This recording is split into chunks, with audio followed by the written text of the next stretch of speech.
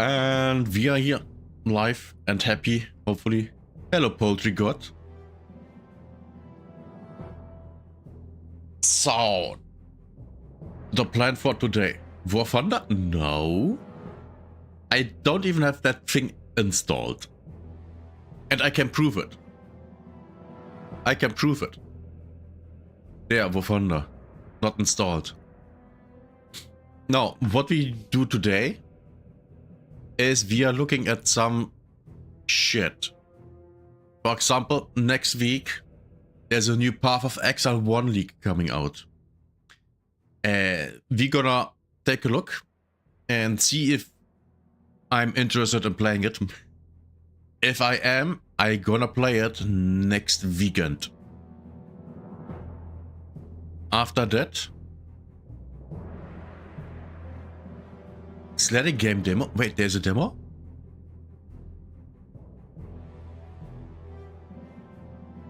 There's a demo?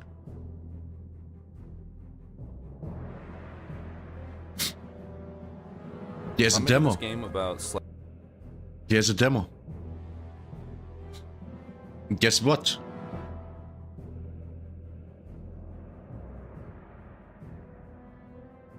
Less than 1 gigabyte. Oh my god. Yeah, we quickly installed this. Thank you, Jesse, for telling me. And after this, we're gonna take a look at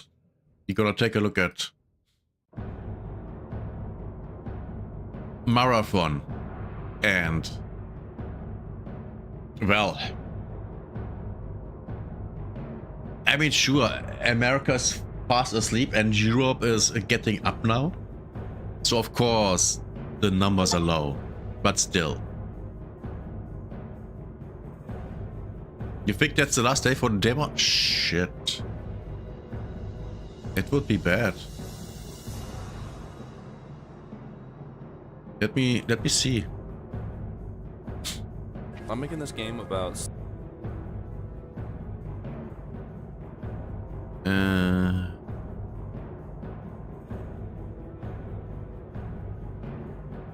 No, March 2nd. So we are fine. We should be. But we have other things first. That we don't know how long they will take.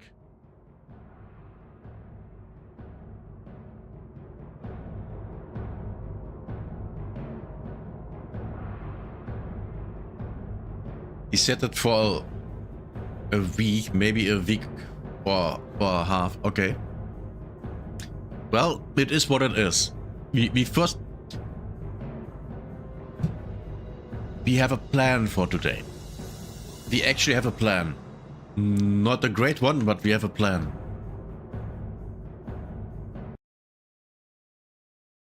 Music off.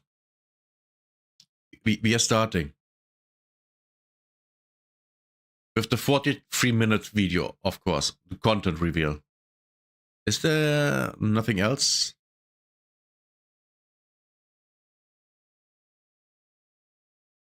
There is nothing else. Okay, let's get into it. Hi, I'm Jonathan Rogers from Grinding Gear Games. Welcome to GGG Live. Today we're going to show you an exclusive reveal of Path of Exile Mirage, which is coming out 1 week from now on March 6th. Twitch drops are enabled on today's livestream, so you'll be able to claim your Mirage weapon effect by following the instructions below.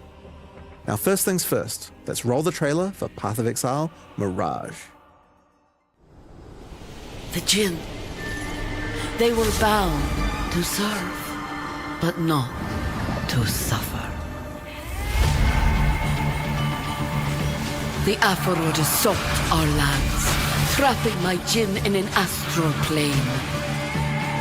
Break their chains, rescue them, and you will... This looks good. This looks good. Oh yes, I like how this character looks. That's interesting. Do we have a booba window? Booba window is always good. 43, yes, that's going to be for an hour, yes, at least. Be granted a wish.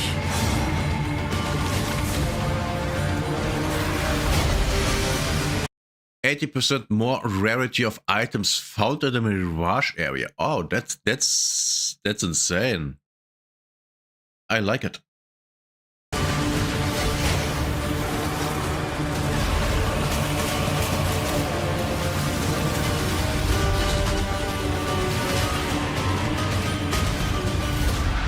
An ancient evil yearns for his freedom.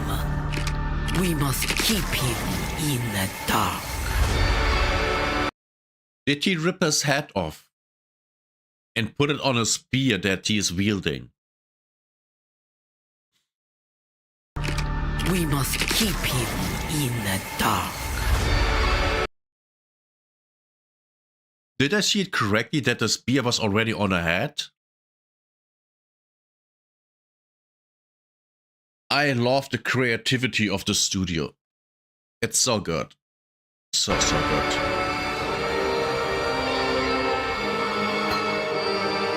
Imbued gems.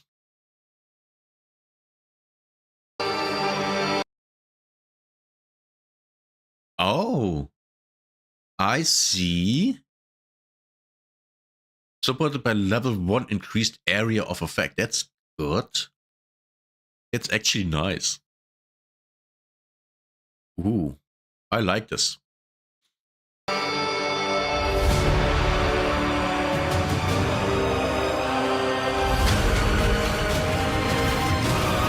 New holy skills. Oh, that's good.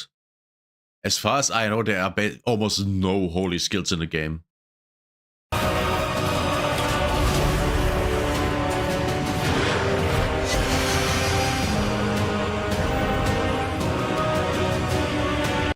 Memory vaults. Oh my god. Removes a random modifier from an item. Blah, blah, blah. Plus 11 to all attributes. Plus 88 to all attributes. Wow. Minus 4 physical damage taken from attack hits. That thing isn't... This thing is good. This is really good. Oh my god. It's incredibly good.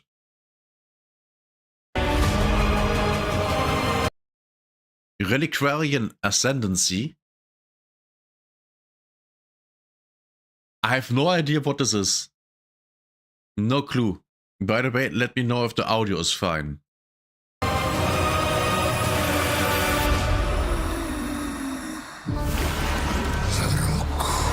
Was that a new skill tree? Again?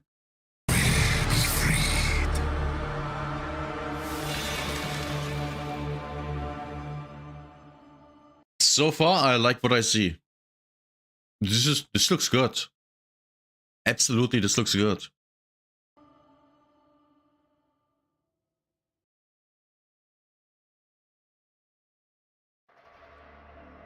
In today's stream, we'll take you on a deep dive into Path of Exile Mirage, where you'll unravel ancient mysteries, unlock new powerful rewards, and become part of the eons-old story of the Winter Sekima.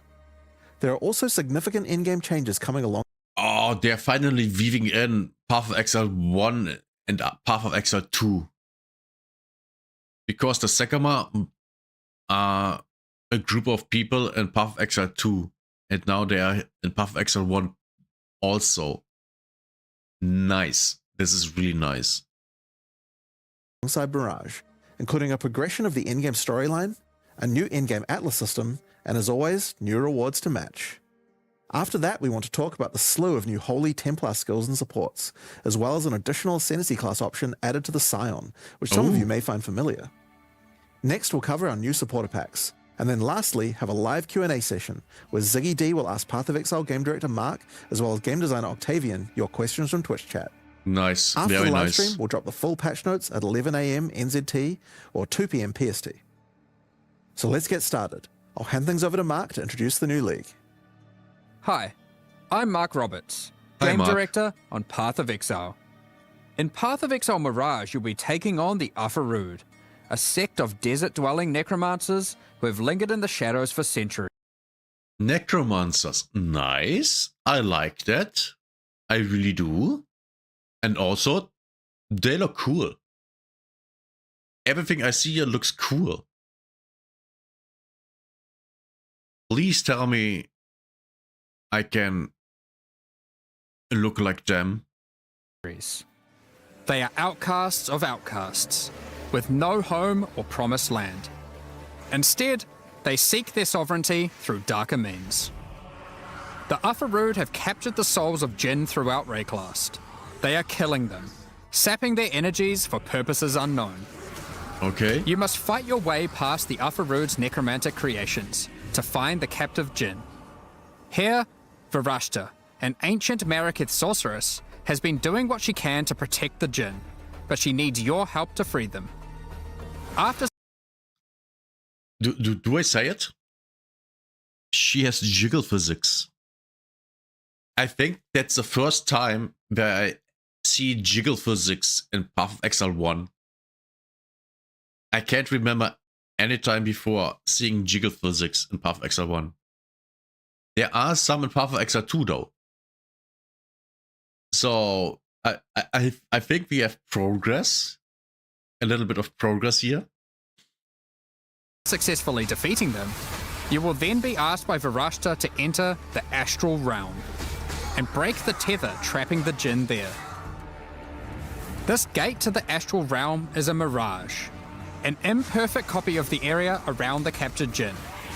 Now, when we say an imperfect copy, we mean that quite literally. Hold tight, because this leak mechanic has some serious implications for juicing areas. Okay. We'll get to that in a moment. Varashta can augment the magic of the mirage further, as she allows you to enter, giving you the option to choose one of 3 wishes before you do so. What is your desire? These wishes are What do we have here? Portal scrolls and wisdom scrolls found in Mirage area will instead drop as other currencies. That's nice. Some packs in the Mirage area will be replaced with monsters that convert dropped equipment to gold. If you need gold, yeah. 100% more maps found in the Mirage area. That's nice. The first and the third are, I think, the better choices here. modifiers that will apply to the Mirage area and have some pretty potent outcomes. There are wishes that grant extra rewards, such as the wish for glyphs, which causes all portal and wisdom scrolls in the Mirage to instead drop Of course he's going over them now himself. Of course. as other currencies. Or wishes that will spawn rewarding enemies, such as the wish for avarice, which replaces a number of packs in the area with gilded enemies that convert their equipment drops to gold. And wishes that can grant you extreme power while inside the Mirage, such as the wish for souls or the wish Wow. for godhood, which allow you to consume the souls of your enemies. Players in Mirage area cannot die. Oh. That's great. I really like that one. Or make you completely unkillable, while within the Mirage, of course. Each wish is also marked with the sigil of one of 3 powerful Jinn: the Sand Jinn, Fire Jinn, or Water Jinn. Okay. Depending on the sigil chosen, monsters within the affected Mirage will have a small chance to drop one of 3 new coin currencies: Of course, more a currency. coin of knowledge, coin of power, or coin of skill. Each of these coins can be used on a max-leveled skill gem, corrupting it and augmenting it with a random support that matches the color of the coin Supported by level 1 vicious projectiles. Okay. Would be nice to know what that does. used. Only one skill that is imbued this way can be socketed into a given equipment item at a time, Oh, meaning you cannot have 2 imbued skill gems in your body armor, as an example. okay. Choose what you wish That's one of the rewards, but let's get back to the area-to-area mechanic. for you. Once you've made your choice of wish, enter the Mirage and fight your way through the monsters Oh. and astral hazards So the Mirage is a separate area from the actual map. Okay. Kind of makes sense. Yes. Yeah, okay, yeah. I can see why they are doing that, yeah. To find the tether holding the Djinn. Shatter this chain to free the Djinn, step by step weakening whatever dark plans the Ufarud may have for Rayclast. Wishes are not the only value a Mirage has to offer to an enterprising exile. As we mentioned earlier, Mirages are an imperfect copy of the area the Djinn occupies in Rayclast, and it will copy almost anything, as long as it's within the domain of the Djinn. Uh-huh. Mirages created from an endgame map, for instance, will have all Scarab, Atlas, and map modifiers the area had. That's insane. Look at this. This is a fucking book of modifiers. Oh my god. This is great. I like this. I like this already. Mirages created next to a strongbox will have a new strongbox ready for you to open. Blights can be defended again.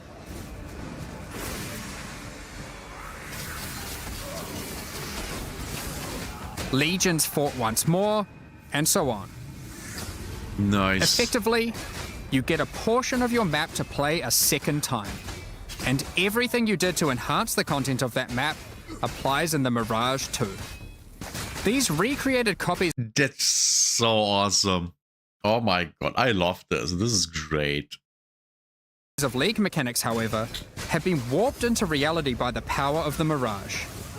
And this has some side effects. For one, Of course. a recreation may not be perfect. The factions of a Legion may differ from the one the Mirage copied. Or the variety of strongboxes may change. Looks like League of Legends. Well, yeah, the view is basically identical, yes. But it's not. More importantly, the mechanic may be empowered, with new threats and rewards that are customized to each mechanic and are only available when doing that mechanic in the Mirage. For example, ultimatums recreated in Mirages will have new threatening modifiers added to the usual pool. Restless Ground can raise slain enemies to fight again, Oh no. or Quicksand will grasp at your ankles. Oh shit. As a reward for these new threats, I'm not a fan of ultimatum. I suck at doing them. Mirage ultimatums can provide the new Sinistral or Dextral catalysts. These catalyze jewelry with increased effect of either prefix or suffix modifiers. As you can imagine, there's a lot of potential here. Another always. example is that Kalgurin ore recreated in the Mirage has a chance to be replaced by a Thaumaturgic Hourglass, a powerful magical device that your Kalgurin friends can mine in order to obtain vast quantities of Thaumaturgic dust. Oh, I see. Blight encounters recreated in Mirages have one of their lanes replaced by Ufarud enemies, infested with Blight. This lane can reward a new base type, the Cord Belt. What? The implicit of this belt allows it to be Oh. anointed, causing it to grant a passive tree notable of your choosing. As a quick note, Imprisoned Djinn will generally be near the content they can empower in the Mirages, so you don't need to worry too much about getting lucky with where your content generates in an area. Oh boy. As the campaign doesn't generally contain too much additional League content for the Mirages to empower, we've gone and added a whole bunch that will force spawn near the Djinn. Oh. So the campaign is kind of harder. Okay, yeah, I can. Oh boy. Hardcore players will love this. And I mean people that are hardcore at playing the game, not actual people that play hardcore characters might actually hate this. So your campaign experience will double down on being more action-packed and rewarding. Oh yeah, this is good. Now, of course, if you're traveling through Mirages, encountering new enemies, and slaying them, you can expect to find some new uniques. The Ufarood are not only torturers, but thieves, and have over the centuries stolen away priceless Maraketh artifacts. Using their powers of rot and disease, they have twisted these items to suit their own purposes. Flesh Render is one such artifact, an ancient and exquisite Maraketh blade. Look how cool that thing looks. Actually reminds me of the weapon in World of Warcraft. But this one looks cooler. Blade that has been tarnished and befouled. Its rusted and jagged edge is perfect for poisoning and withering your enemies. However, Varashta has in her command the power to restore these once lost Maraketh treasures to their former glory. Acquiring a coin of restoration by slaying monsters and mirages allows any unique obtained from the Ufarood to be transformed into its Maraketh counterpart, its glorious original form. Flesh Render, for example, transforms into Sky Sunder, the original Maraketh blade that radiates with the glowing heat of the desert sun. Cool. When you ignite monsters... Yeah, it went from being a poison thingy to a fire thingy. Nice. Really nice. That's awesome. Man, I want to... Requires level 70. Jesus. 100% of physical damage converted to fire damage. Oh, this is good. Unless you fight an enemy that has gets resistant to fire damage.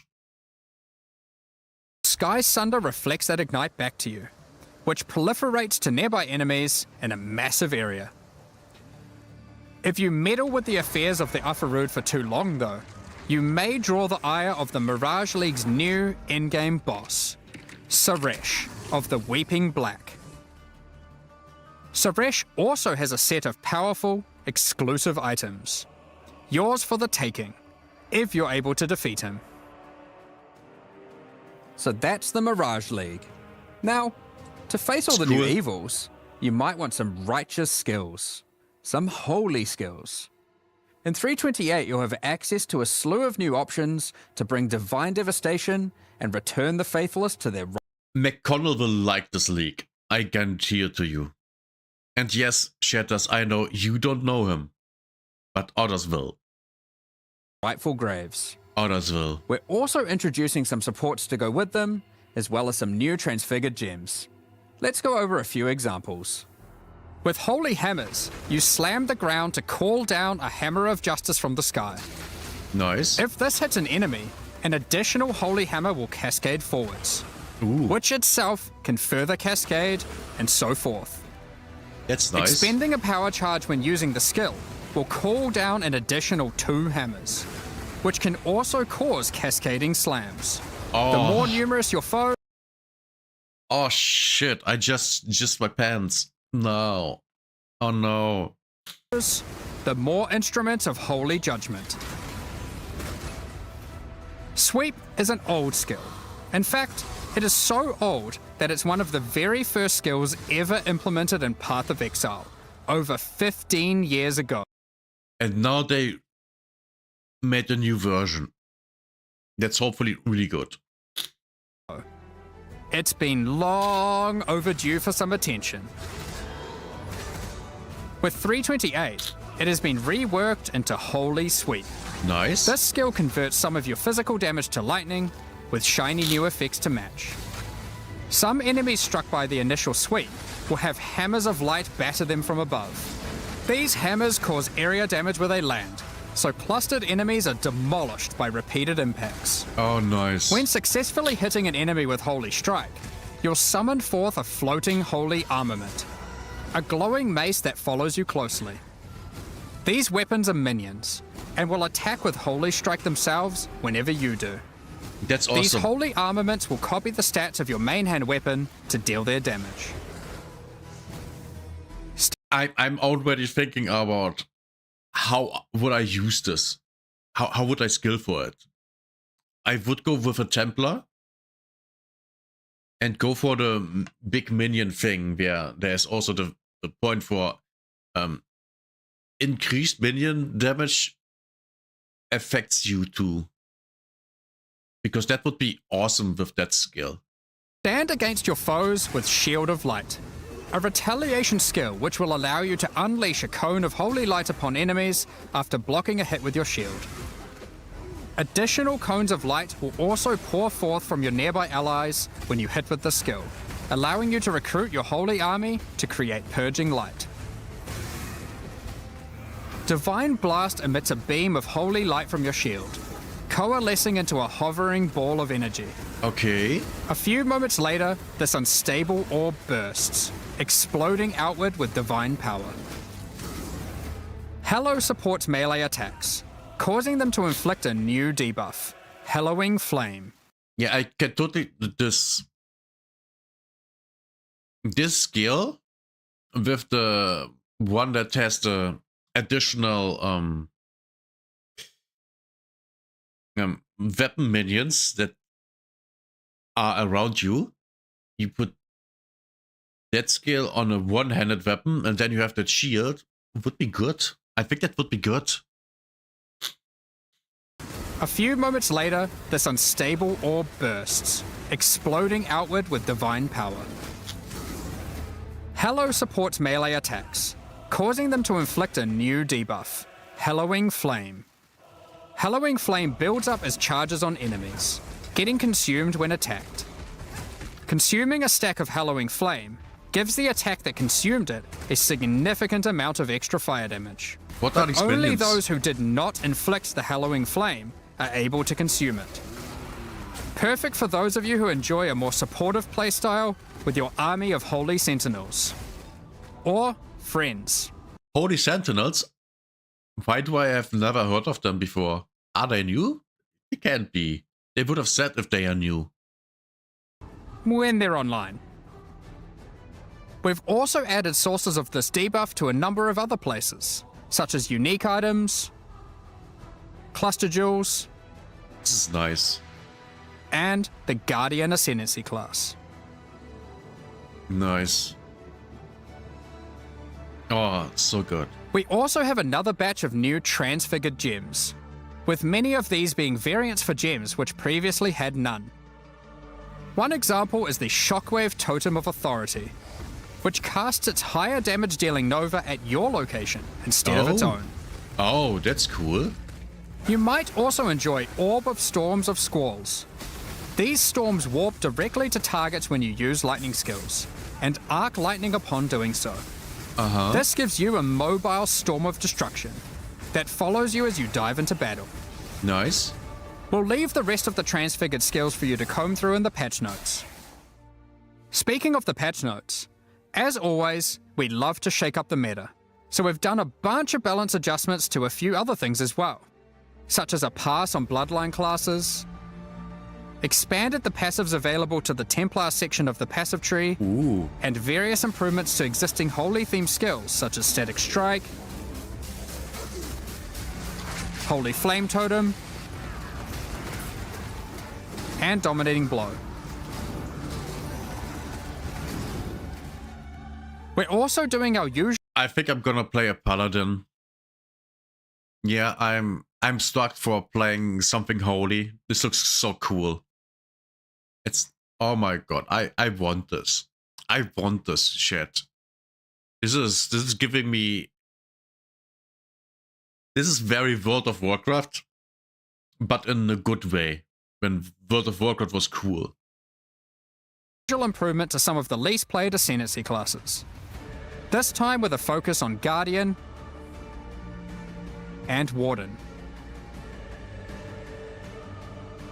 Speaking of Ascendancies, let's talk about the Scion and her new Reliquarian Ascendancy Also known as the Hot Blonde.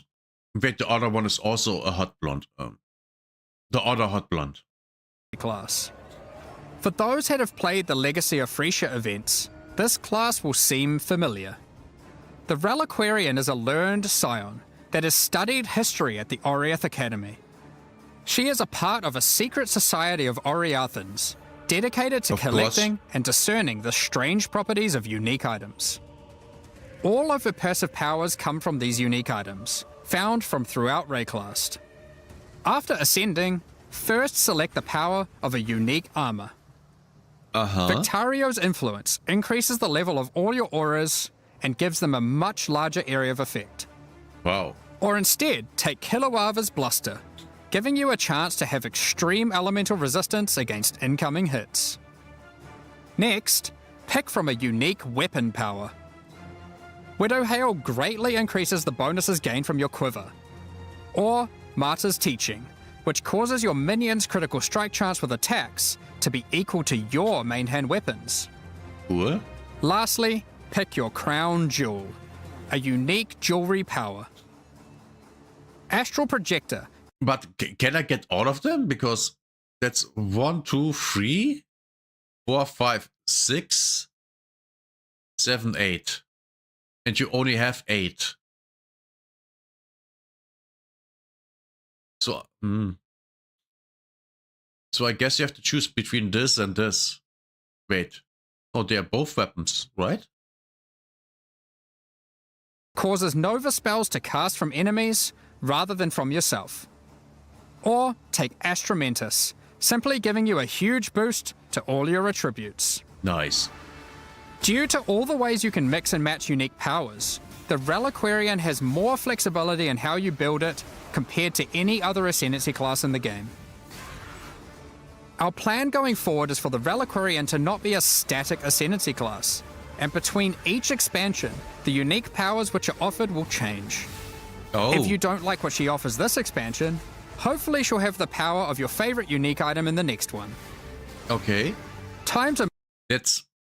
I'm not sure if I like that one.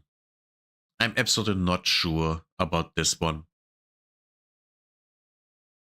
I mean, it's kind of cool, but then again, if you want to play her again and she doesn't have the things anymore that you want, then you can't.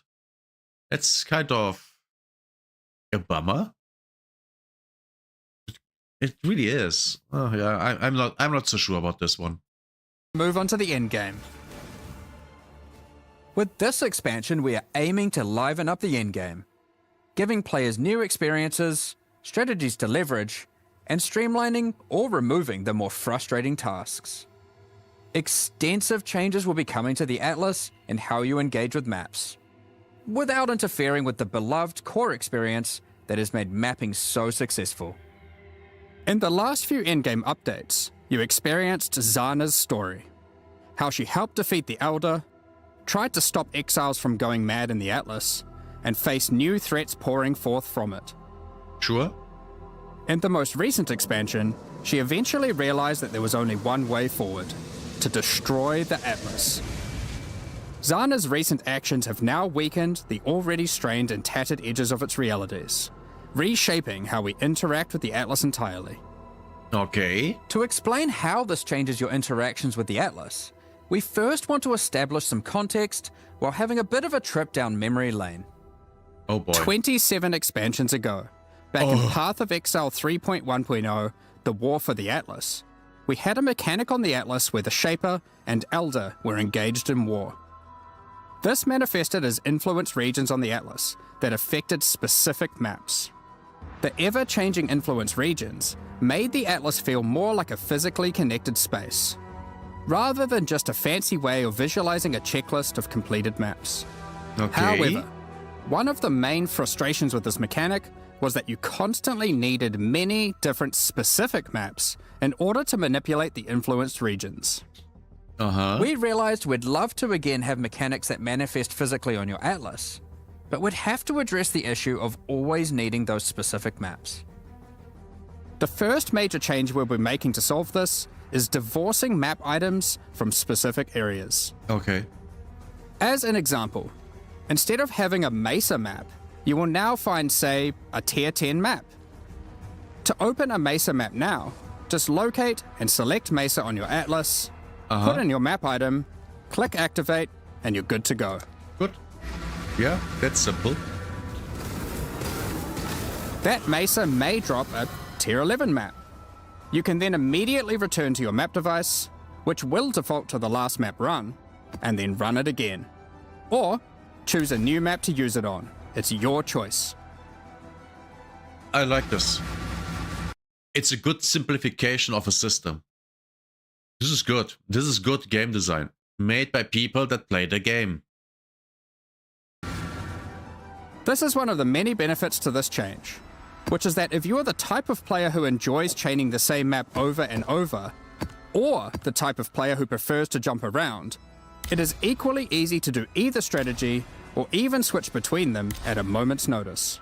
For example, if one day you're farming burial chambers, hoping to eventually get a headhunter from divination cards, and you decide you need a change of rhythm, you can seamlessly swap to your boss farming atlas tree and spam Mesa for peak boss killing efficiency. Up until now, this would have required having some Mesa maps stashed, setting all your favored maps to Mesa, or doing a whole bunch of trading. You'll also notice that the structure of the atlas has changed. If you haven't played in a while, here's a look at it before and after. Okay, yeah. You will now begin at the center of the atlas, with each corner housing one of 4 voidstone slots. Oh, In addition, all content accessed from your map device now exists physically on the atlas, so you can see everything available in the endgame as you reveal the Fog of War. This also means that all unique maps are now present on the atlas, including some old favorites that are appearing for the first time.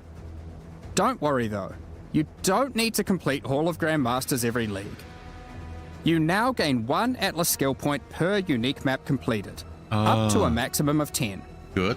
Given there are around 20 unique maps, you only need to complete the half you want, if you can get your hands on them. Note, you aren't losing any atlas skill points. These have been moved to new places, and actually, you can get more than before. Due to Zana's actions, Egan now has a new goal and is determined to stop Zana's destruction by making use of a mysterious new discovery: arcane astrolabes. Zana is currently traversing the threads that weave the atlas together, severing them. With these new astrolabes, Egan is able to trace her movement, but using them causes dangerous side effects. Like usual. When you use an astrolabe on a map on the atlas, a shaped region will manifest itself in that quadrant, affecting many of the maps within it. Oh, There are many different kinds of astrolabes, and they apply different types of shaped regions. For interesting. example, an abyssal region, which causes all the maps to have an additional Abyssal. abyss. An additional. Or a blighted region, which adds a blight encounter. Completing the content added by the astrolabe will remove the shaped region's influence from that map. Upon doing so, every other map remaining in the shaped region will gain an additional modifier. This means as you progress through the shaped region, maps you run will become more and more intense, That's cool. with the relevant mechanic getting more and more juiced. That's crazy. Finally, at the end of the region of maps, once you have successfully rid the atlas of the shaped region, Egan will take you to one of 4 memory vaults, where there are powerful rewards to be had. He cares only for the knowledge hidden within that vault, so any items are yours for the taking. Nice. Each vault is associated with a specific quadrant on the atlas, so you're able to target a certain vault if you're wanting to try get a specific type of reward. One such vault is the Archon's Vault, where you'll be rewarded with powerful unique items. Oh, nice. Or the Zealot's Vault, to acquire valuable currency items. I like This new this. shaped region system is one that promotes running many different maps. It is definitely League of Legends. No, it's not. In League of Legends, you don't get drops, and the goal is different. In Path of Exile, the goal is just to get stronger and beat everything to a pulp,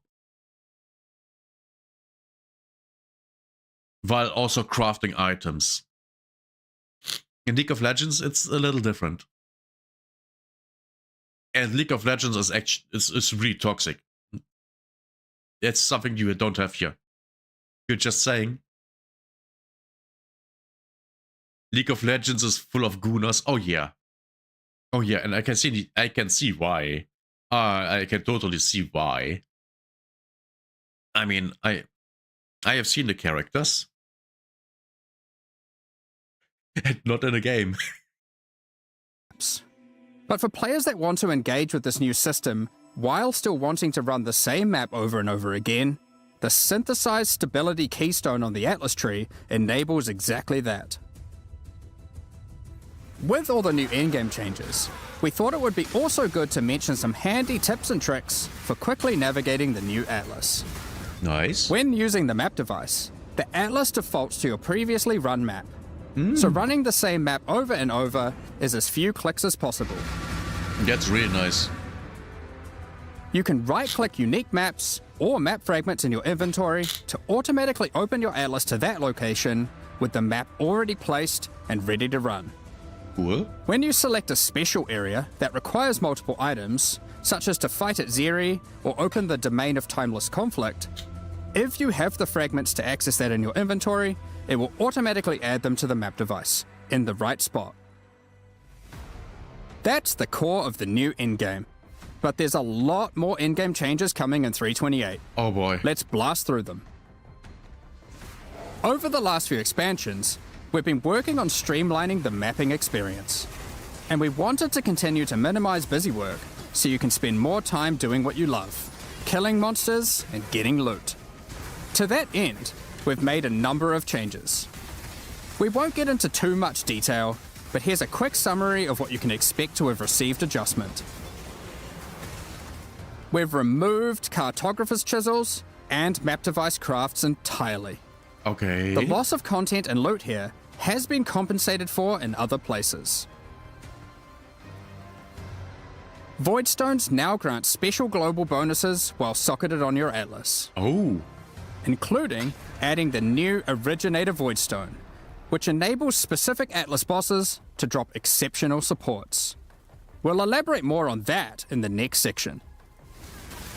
T17 maps as you know it have effectively been removed. The bosses have been kept around, and they better fulfill their original purpose of being a gateway to target farm uber pinnacle bosses. The most annoying modifiers on Originator maps have been removed or replaced. No more getting turned into a slug for simply using skills. And no more will you be incapable of dealing damage periodically. Oh, thank God. Petal skills in Originator maps have been removed. However, some of their effects are now available from the altars and memory threads. Memory tears, instead of adding a memory thread to your Atlas, will now drop an itemized version of that thread, allowing you to save it for later or trade it at your leisure. We've added new scarabs, such as this Expedition Scarab of Infusion, which can generate some truly tempting logbooks. Nice, I guess. And for those of you looking to take on the ultimate one-on-one fight, the Anarchy Scarab of the Exceptional will place a true antagonist-level rogue exile threat in your map.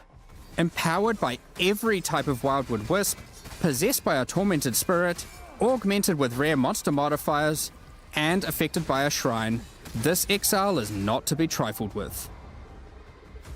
Yeah, I can see that. Alongside that, we've also changed some, such as the Beyond Scarab of Resurgence, which now causes all 3 Beyond bosses to appear when a Beyond boss would spawn in your map. Wow. On top of that, we've made improvements to a number of weak Atlas Tree passives, such as Pillage and Plunder, which now grants a chance for items dropped by Syndicate members to have a Fractured Veiled mod. Check out the new The Paths Not Taken keystone, which means your maps on average will drop twice as many divination cards. But which ones can drop will be a mystery. And last, but not least, we've also made some changes to King's March shipping, such as we've swapped the rewards given by sending ore and crops. I wonder what this new port will send back. Ports will now give more rewards for favoured resources. Okay. And you can even re-roll them for gold, if they're not offering what you're after. Specific ports will now reward specific tattoos Jesus. and rune grafts, making it easier to target the ones you want. So much loot. Not to mention, the Kalgurans have discovered several new, powerful rune grafts for you to get your hands on, such as the Rune Graft of Fury, which causes you to gain rage on using a life flask, and the Rune Graft of Resurgence, which causes Arcane Surge to also grant life regeneration. Oh boy. We mentioned earlier about the Originator Voidstone enabling access to exceptional supports. So let's get into that, as there's a decent amount to cover. After defeating the incarnations of Fear, Neglect, and Dread, you will obtain the Originator Voidstone. As mentioned earlier, this Voidstone allows new, exceptional support gems to drop from many bosses across the Atlas. These new supports are an improvement over the old Awakened support system, which is being phased out. Okay. Awakened supports have long been a capstone investment for a character, but there's existed a gulf between the more interesting ones, such as Awakened Spell Cascade, which has some additional transformative effect, as opposed to some of the simpler Awakened supports, which just have slightly higher numerical values. Exceptional supports will all be transformative, serving as an additional late-game tool to customize your build around, and extending character customization and creation even later into a build's life.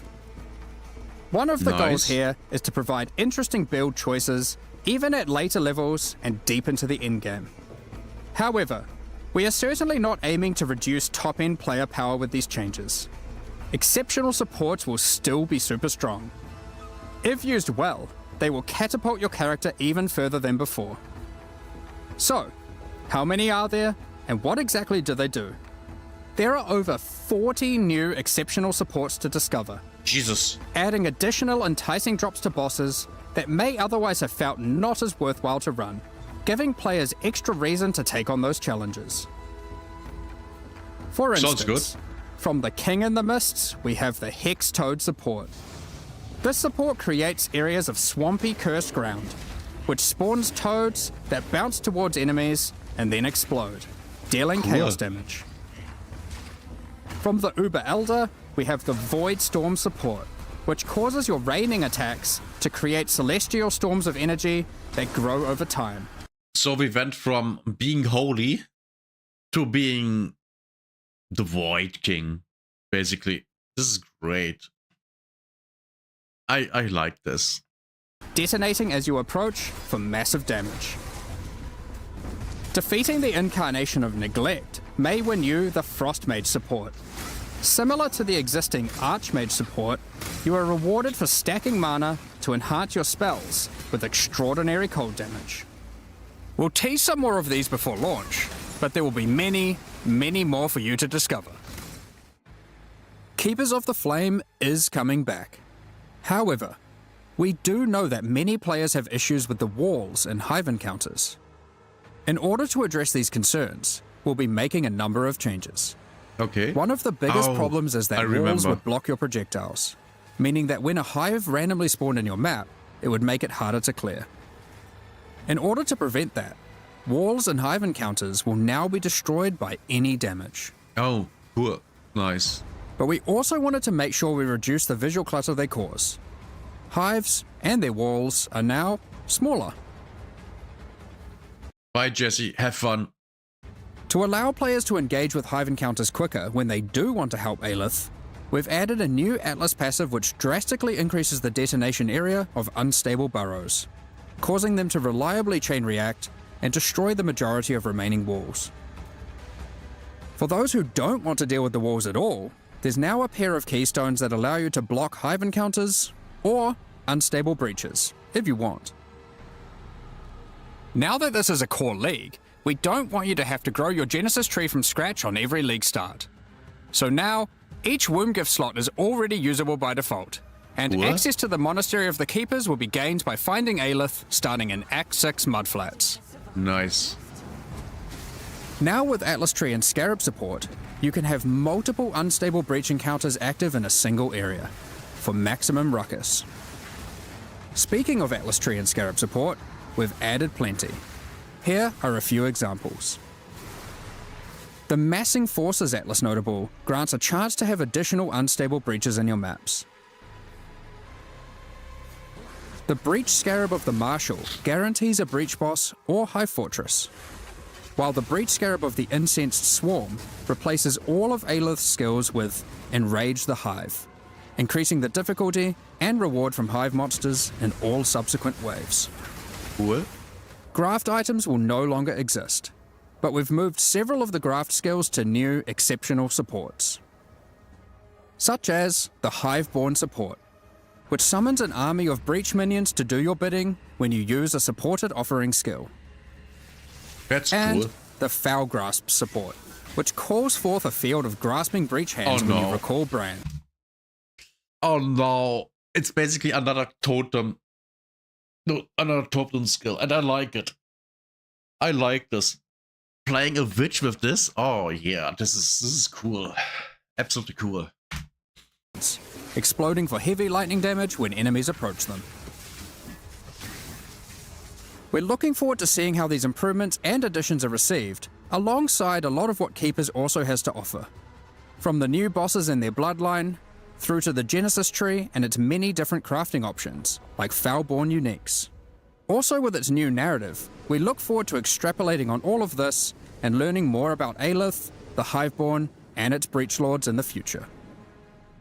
That covers all the new content we're adding, and that was a lot.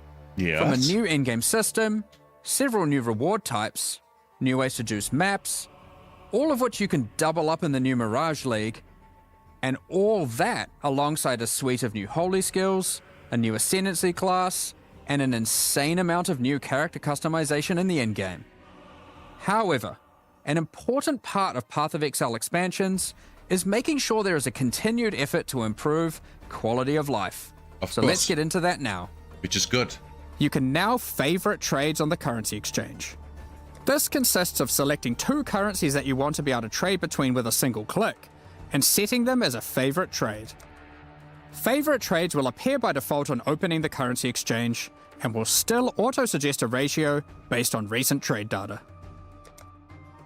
A further improvement to the currency exchange is the ability to open and interact with your stash while you have the exchange window open.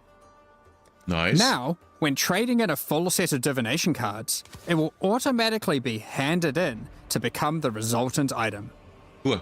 If you Nice. then turn in another set immediately, the reward from the previous set will be transferred to your inventory directly. That doesn't sound like a lot, but it actually is a lot. This is really good. Assuming there's enough free space to do so. Labyrinth font crafts that previously gave a random transfigured gem now allow you to choose which transfigured gem of that type you'd like to receive.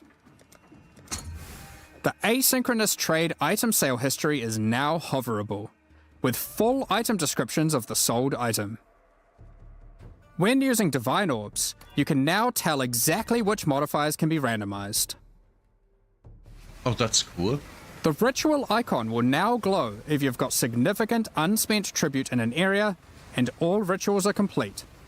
And a pop-up will appear after the final ritual completion. There it is, yes. Okay, nice. Also on the topic of ritual, you can now quick use vessels on completed rituals. Have you ever tried to click a divine shrine, surrounded by enemies, and find it extremely difficult to click? Well, shrines now take priority over monsters when clicking in an area they overlap. Oh, nice. Since 3.24, we've been looking to add new ways to improve the campaign experience, Oh, very and nice. 3.28 is no different. Very, very nice. This patch, we've added over 20 landmark rooms throughout the campaign, scattered across all 10 acts. Some of these reward some pretty useful stuff, so keep an eye out for the new and unexpected rooms, side passages, chests, and encounters as you progress throughout Rayclast. That's interesting. That's We really want nice. most of these to be a surprise, but we'll show you just one. There is now a small central island in the Karui Fortress, all inhabitants of which will drop a basic tattoo when slain. Next up, we're going to be talking about our new supporter packs. Today, we're launching 2 new series of supporter packs. The Curator of Wisdom and Looks Iron neat. Incarcerator packs. Each tier contains the pack's full face value in points, alongside several exclusive microtransactions.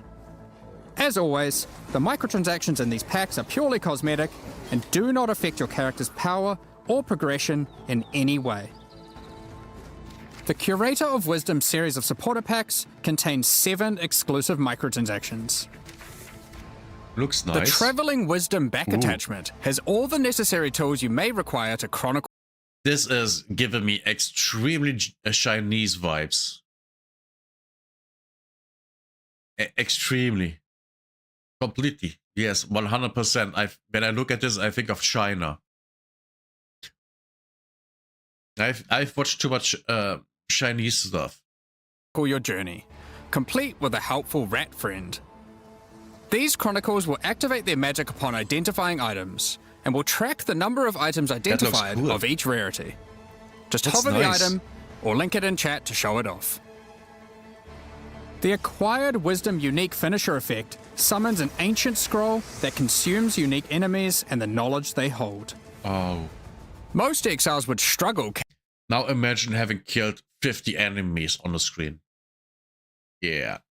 Not so good. carrying piles of scrolls while traveling Rayclast, but the Grand Curator of Wisdom armor set is perfect for the adventurous scholar.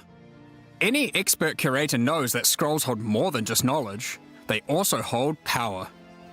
As you cast spells, the scrolls attached to the armor will burn away, before rematerializing shortly after. It also features a series of helmet variations, so you can get precisely the look you're after. That's cool. Summon your Scroll Shaper familiar pet to follow alongside you. This creature is formed from folded magical texts, and can shapeshift between different forms. You can I like how this is animated completely differently to everything else in the game. This is a very unique thing, and I really like it. I really like it.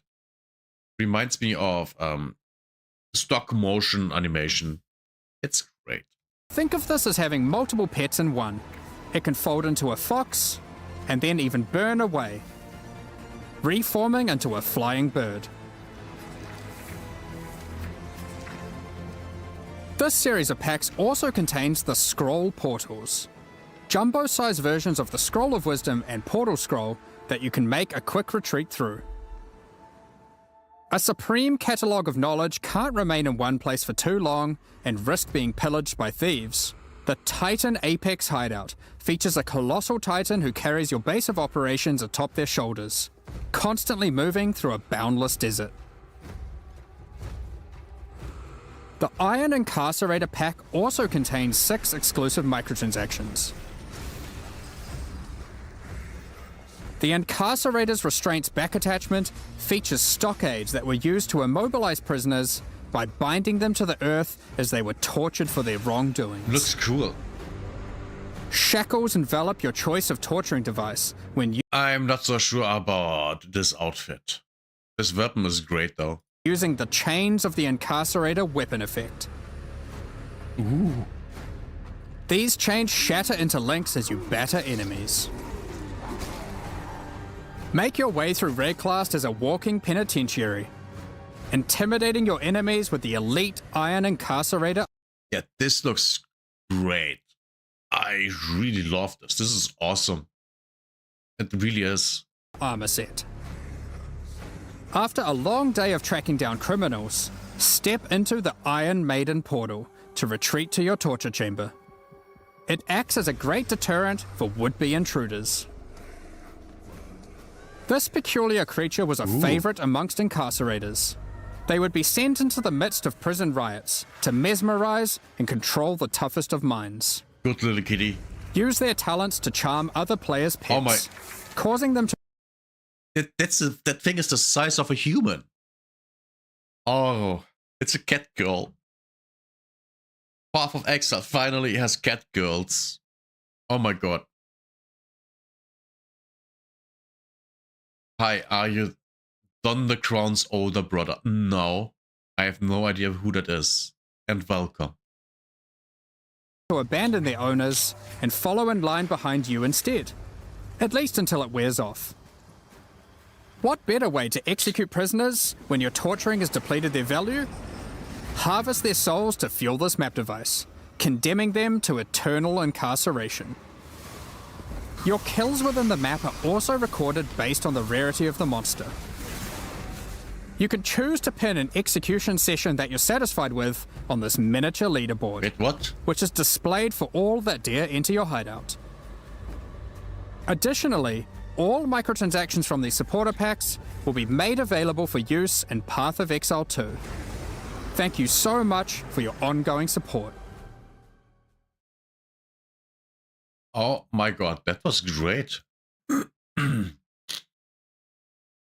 It was truly great. Oh my god, I love this.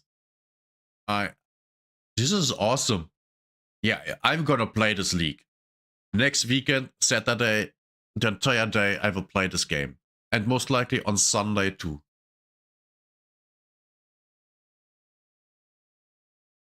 Yeah, this is going to be fun. A lot of fun. So what did I have planned further? We're gonna watch some marathon. Well, actually, we do this. That's gonna be a nice video.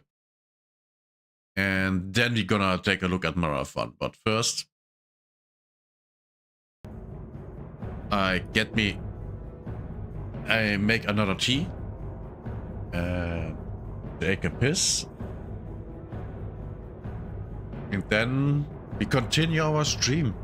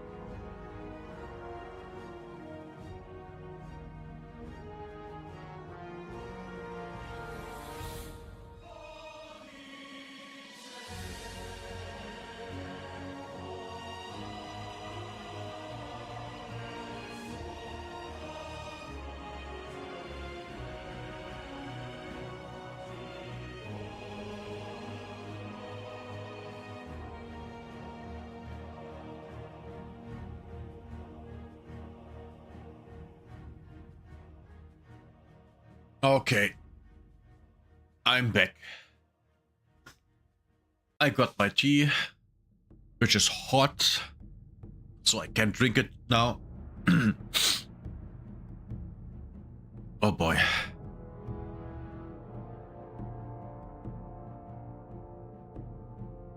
Okay. We're gonna watch this movie, this video, and then we switch to doing some marathon shit.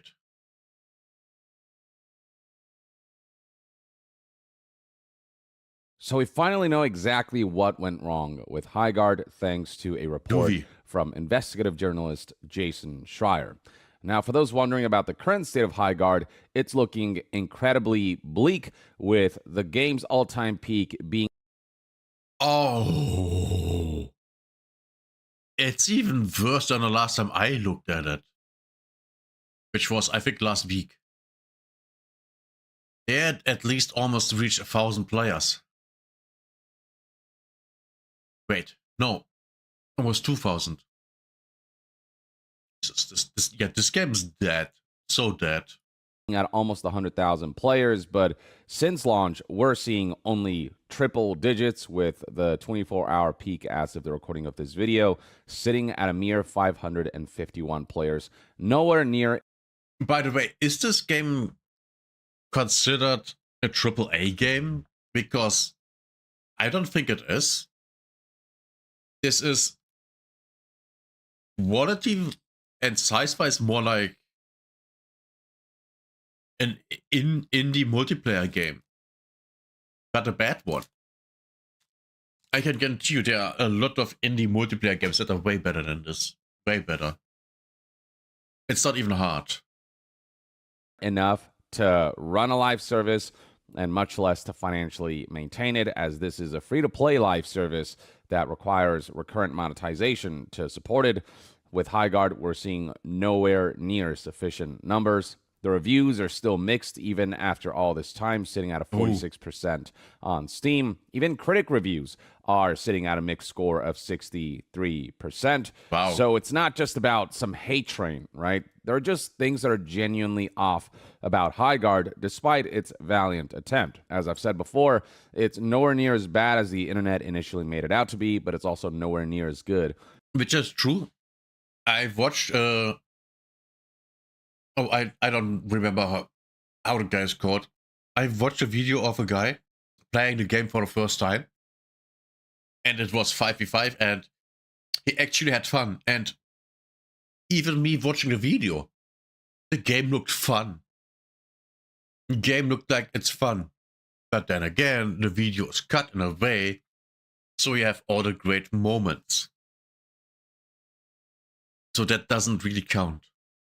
As the people like overinflating it made it out to be either. And despite the release of a 5v5 mode, that wasn't enough to revive the game. And the fact that most of Wildlight was laid off almost 2 weeks after launch is not a good indication of a thriving live service. Like, this live service is dead. Its fate is sealed as far as I'm concerned. I don't really see it making a comeback. With that said, let's check out this article from news outlet Bloomberg from none other than Jason Schreier, titled "The Story Behind the Failure of Highguard."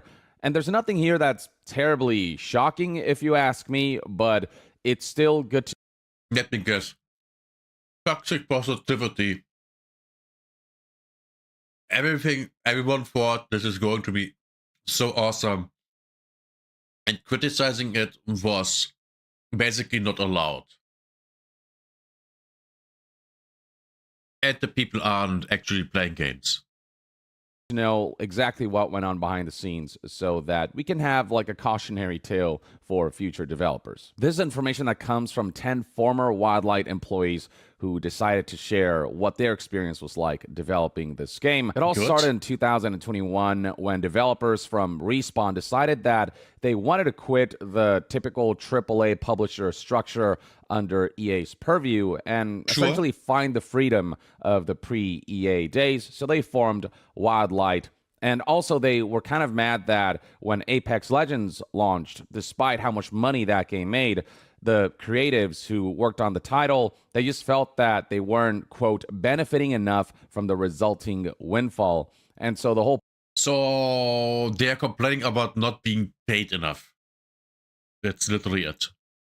point of Wildlight was to try to replicate that success with all of the developers' experience and have a profit-sharing program where if they shipped another massive success, everyone would benefit. Sure, that's not a problem. The problem with it is that you have to make a product that people want. You can do this easily if you create a product that people want. Then you get a share of the profit. Sure. Easy. It's not hard. It's already happening in other industries. And even in the gaming industry, I would guess. And that actually ended up attracting a lot of talent from Respawn. And then along the way, they managed to secure some funding from Tencent, and that's when they finally started to develop this new game that initially was inspired by survival titles like Rust, where you could, like, invade enemy bases and whatnot. Yeah, sure. But on Rust is a survival game. It has actual crafting and shit like that. It's a completely different thing that what they made. And so they initially wanted to make a survival-focused shooter, but because of the open world, like mass freedom nature of survival games, it just didn't align with the competitive play that they were also aiming for. 2 years into development, they realized this concept just wasn't working, but they did salvage aspects of it, like the... Wait, does this boil down to we developed a game for 2 years, but it wasn't up to par, so we switched development focus on something else? Are you meaning to say me that High God, the game that we actually got, was in development for 2 years? Which, by the way, would completely explain why it feels like it's in development for less than 4 years. Because it felt like that. I mean, you can just fine make a game in 4 years. That's not that hard. It's done all the time. 2 years? Oh. That's a different thing. Now, back in the day, you could make a game in 1 year and it was great. Like Doom. But that was back in the day, where the games were way less complicated. And the people that were making the games also were smarter. Because remember, Doom, id Software, the people that work in it were fucking geniuses. Especially John Carmack. You know, the guy that went into a hotel room for a weekend and programmed 5 engines for games. And I'm not making this shit up. That literally happened. Base rating component that the final game features. It wasn't until January 2024 that development shifted towards the High Guard that we know today, where they finally locked in on exactly what kind of game they wanted to make. That's when they came up with this raid shooter concept that had aspects of survival games and base rating and whatnot in an environment that could pave the road to a faster, more competitive gameplay style. They also played around with multiple types of team compositions. They apparently experimented with 4 teams of 3 players each. I even heard they previously had experimented with like 5. 4 teams, 3 players each. I can see that. That's why the maps are so big. Okay, yeah. Makes absolute sense. It's also something I have heard. I think it was Tio from Tio's Games, who said something similar, that there should be 1 or 2 more teams on the maps because they are so big. It makes no sense that there are only 2 teams. Now it makes sense why it felt like that. Why the maps felt so big. Because they tested that shit with 4 teams. Instead of 6 players on the map, they had 12. Which is still 2 more than they now have. Oh, it makes so much sense now. Why? It makes so much sense why this game felt so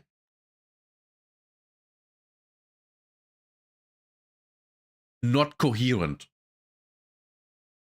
Neither to play by the people that played it, nor to watch. It always felt off. Things were missing, and now we have it. Now we know why.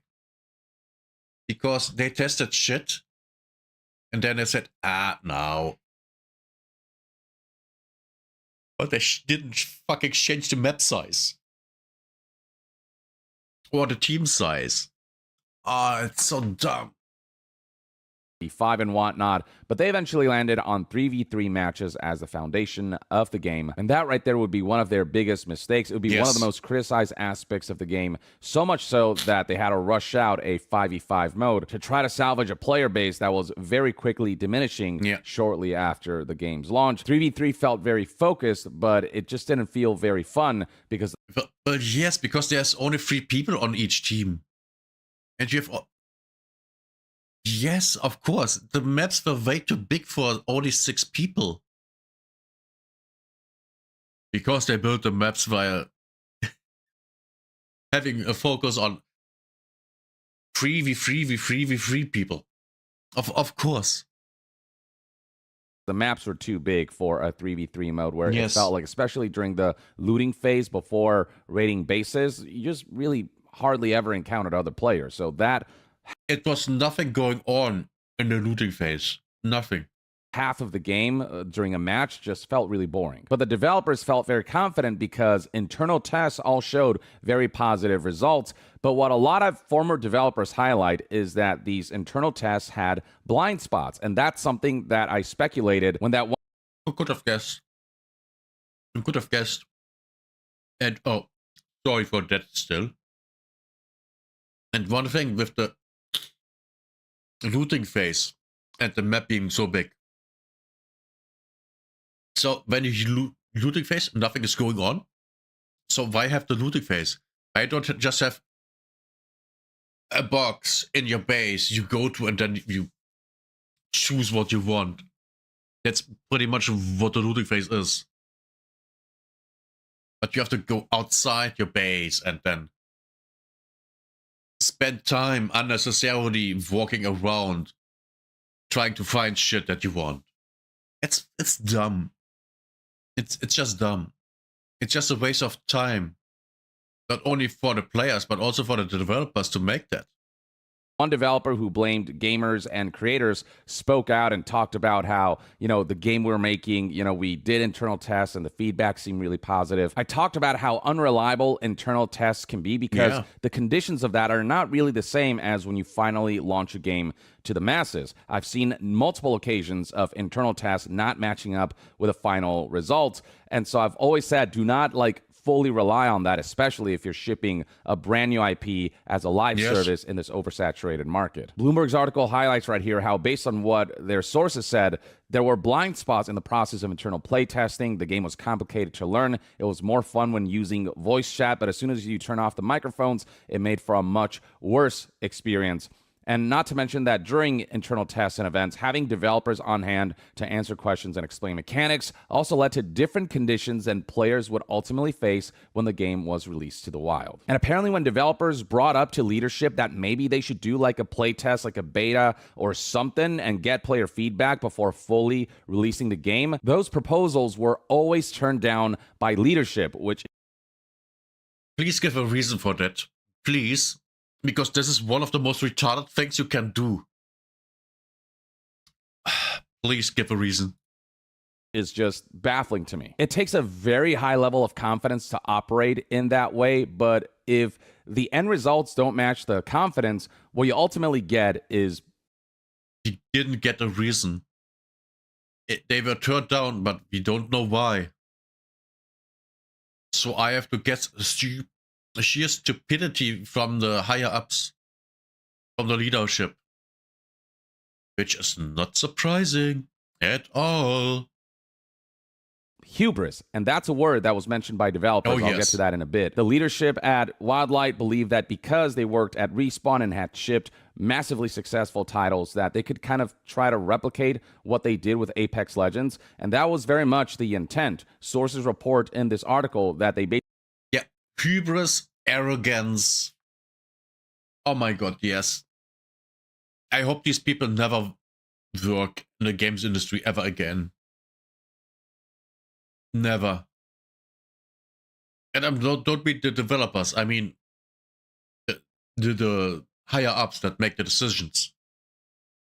tried to repeat what they did with Titanfall as well as with Apex Legends. With Titanfall, they shipped a multiplayer-only game, and then with Titanfall 2, they shipped a single-player campaign alongside multiplayer. And so the goal was to eventually develop a single-player campaign for Highguard. Wait, I thought Titanfall 1 also had a campaign.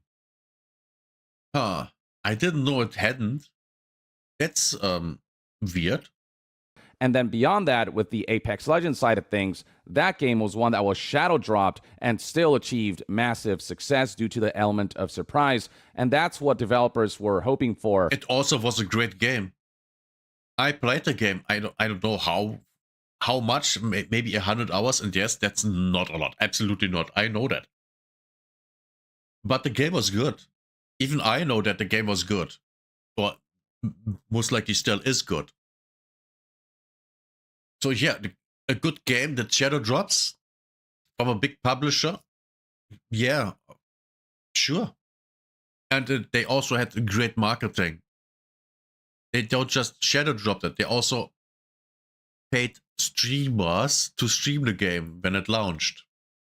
And that made it so good. With Highguard. But then that plan was ruined when they decided to showcase it at the Game Awards as the big finale, and so the shadow drop element went out the window. And also, like, Apex Legends has the backing of the fact that it was developed by Respawn, whereas Wildlight is still a brand new studio making a brand new IP, both of which are completely unproven. And to try to pursue the Apex route, I think was just a huge mistake and something that came from a place of, like, high self-importance. One that gave them a lot. Yes, the smart thing would have been making a single-player game in the universe they're creating. Yeah. Make a small game that takes you player to finish in 10, 12 hours. Somewhere like that. Make it cost 40 bucks. And let the people decide if it's good or not. And from there, you go and make something really big. It would have been easier. Way easier. A lot of misplaced confidence, and all of the internal playtests seem really positive. So they were like ready to announce this thing and to show it to the world. But then, you know, the Game Awards thing happened. The feedback was overwhelmingly negative. And so they had to go quiet and incognito in the hopes that when the game launches, it would speak for itself. And the thing is, the game did speak for itself, because while the game launched to almost 100,000 concurrent players on Steam, and Bloomberg reports that there were similar numbers across PlayStation and Xbox, so a pretty... So, 300,000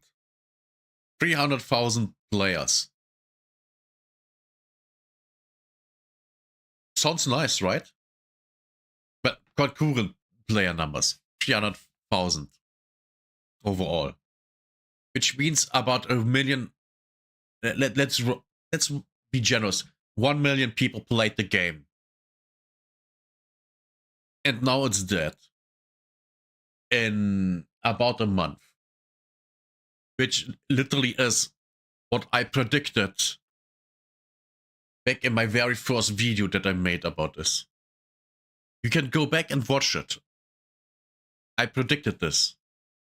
Within 1 month, the servers will be shut down and the company will also shut down.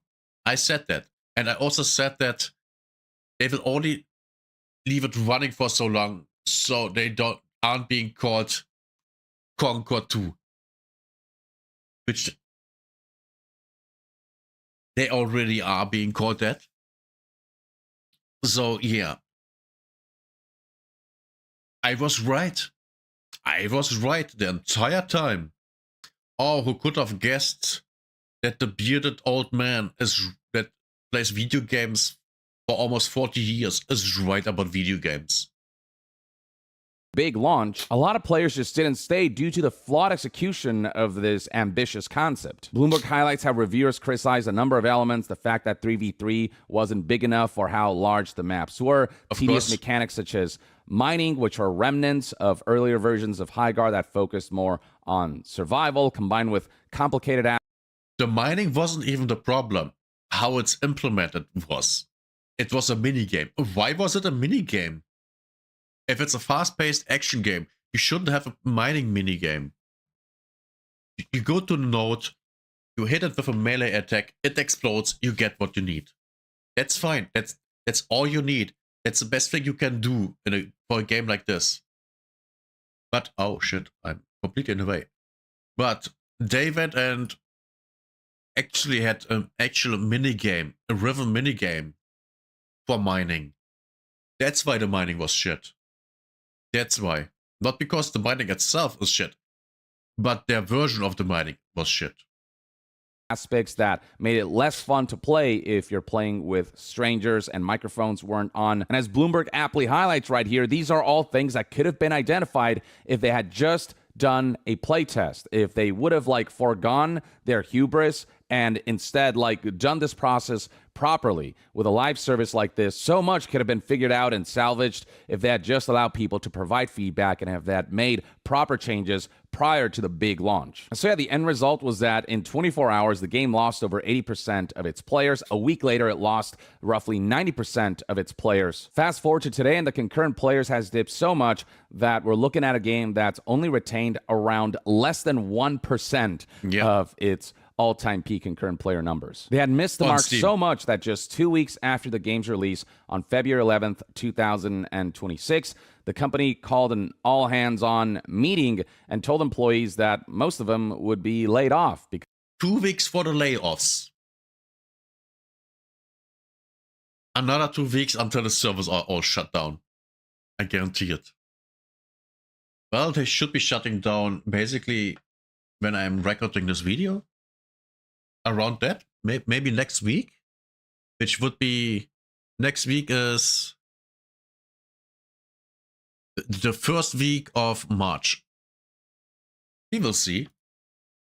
Because they just ran out of money, and a big part of that had to do with the fact that Tencent apparently pulled their funding on the studio when they saw that the metrics surrounding the game and its commercial performance were not meeting certain bars that they had to meet for Tencent to continue funding. The game apparently didn't even come close to achieving the results that Tencent was expecting, and so Tencent said, I'm out, and that's when the layoffs had to happen. The end. I'm wondering here, didn't Tencent ever send someone to the studio to playtest the game, or to at least look at it? I'm really curious. What did Tencent do to make sure that their investment wouldn't go straight to the dump? What did Tencent do other than just giving money? I hope in the future they will send at least once a person to the studio they finance and have someone look at that shit. I hope so. So they can cut costs, because I can guarantee you there are a lot of studios that run like that. On hubris, at least in the West.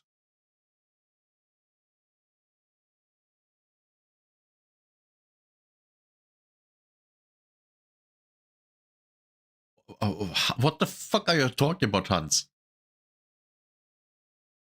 Make their own files other than Jeff files? What does that even mean? Result is that right now less than 20 people remain at Wildlight, which is nowhere near enough people to make content at a scale. Of how many? Today less than 20 people. Okay. Yeah, they don't say. remain at Wildlight, which is nowhere near enough people to make content at a scale and quality and consistent level of output that will allow a live service to thrive and to be properly maintained. This is very much a dead service at this point, one that is on a fast decline and is barely on life support. The remaining less than 20 people are continuing to update Highguard with the hope of salvaging the game and bringing players back, but I just don't see that happening. Ain't no way. Which finally brings us to what? Yeah, I think the problem with Highguard is that the studio behind it was big. It had a lot of people, which is different from No Man's Sky. And No Man's Sky had hype behind it because of what was shown of the game and shit like that. So a lot of people bought the game. So there was a lot of money coming in. Highguard has no money coming in. There was no hype behind Highguard. Everyone that has seen the trailer went like, oh my god, what the fuck is this shit? And no one barely played the game, and it was free to play. And now the game is basically dead. They don't even have the money to make the game better. They've ran out of money. It's done. There's no chance that in 1 year the studio still exists. I guarantee you, it's not. They will shut down next month. What multiple developers cited as the element that ultimately led to Wildlight's and Highguard's downfall. Bloomberg's article states right here that speaking to former developers, they use the word hubris, a belief by the company's leadership that they could emulate what had worked in the past with Apex Legends, no matter how much the gaming landscape had changed since then. After all, oh, that's so arrogant. It's so fucking arrogant of them. Oh my god. I mean, how can you be this stupid? I'm not a game developer, and I acknowledge that things from the past wouldn't work anymore because the landscape has changed. That's why arena shooters are dead. Completely dead. No one wants to play arena shooters. Unless people are really old like me that still like arena shooters. And I do like them. Somewhat. Not all aspects of them, but I somewhat still like them. But that doesn't mean I play them. Because there are other games that are more fun to me. Like Arc Raiders. And nice that the Epstein files were the first thing coming to your mind when entering my chat. Good one, Hans. they'd made one of the last decade's biggest hits. Basically, this mentality of like, we made Apex Legends, we made Titanfall, we are untouchable. We just repeat Apex Legends strategy and all will work out because we are former Respawn developers. But again, there's a brand new studio with a brand new game making a brand new IP that isn't in line with games like Apex Legends and Titanfall that is set in a completely different universe, whose gameplay is pretty different and whose overall like aesthetics and everything look very different as well. To attempt this kind of strategy as a newcomer that has not proven anything. Yeah, the problem is that the people heard, from the makers of Titanfall 1 and 2 and Apex Legends, that sets expectations. And then they see the trailer of the actual game and everyone goes, what the hell is this shit? What the fuck is this? What the fuck? And then the game doesn't even look that good.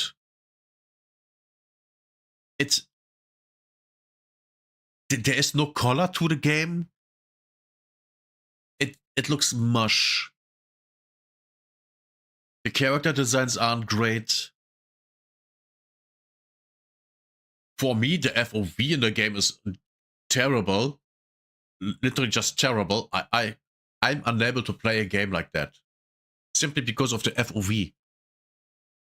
And then the game has one game mode.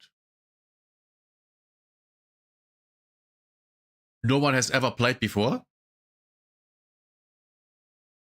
And that's not really interesting. They literally went, oh yeah, we make this game mode. Just think about it. Apex Legends, Battle Royale. Battle Royales already existed. So they knew that it would work. They knew Battle Royale would work. So let's give it a twist. It's a hero shooter. Battle Royale hero shooter with abilities and guns. And you loot. And it looks decently good. It does. I'm not super stoked on the visions of the characters. But you know, it is what it is. But generally the game looks good. So it has 6 things going for it. What does Highguard has going for it? An unproven game mode. Graphics that are looting that's basically kind of meaningless because you only care about the really good weapons that you only get later in the game to begin with. It has horses, which I think only exists because of the horses, I mean mounts in general, only exist to sell cosmetics. The characters are unappealing visually. The abilities of the characters are who cares? Literally, who cares? In Apex Legends, I mostly played the black chick that is a healer. I was literally a support player, and I really enjoyed being that. I really enjoyed that. It was awesome. Her abilities were good. They were good. They were unique.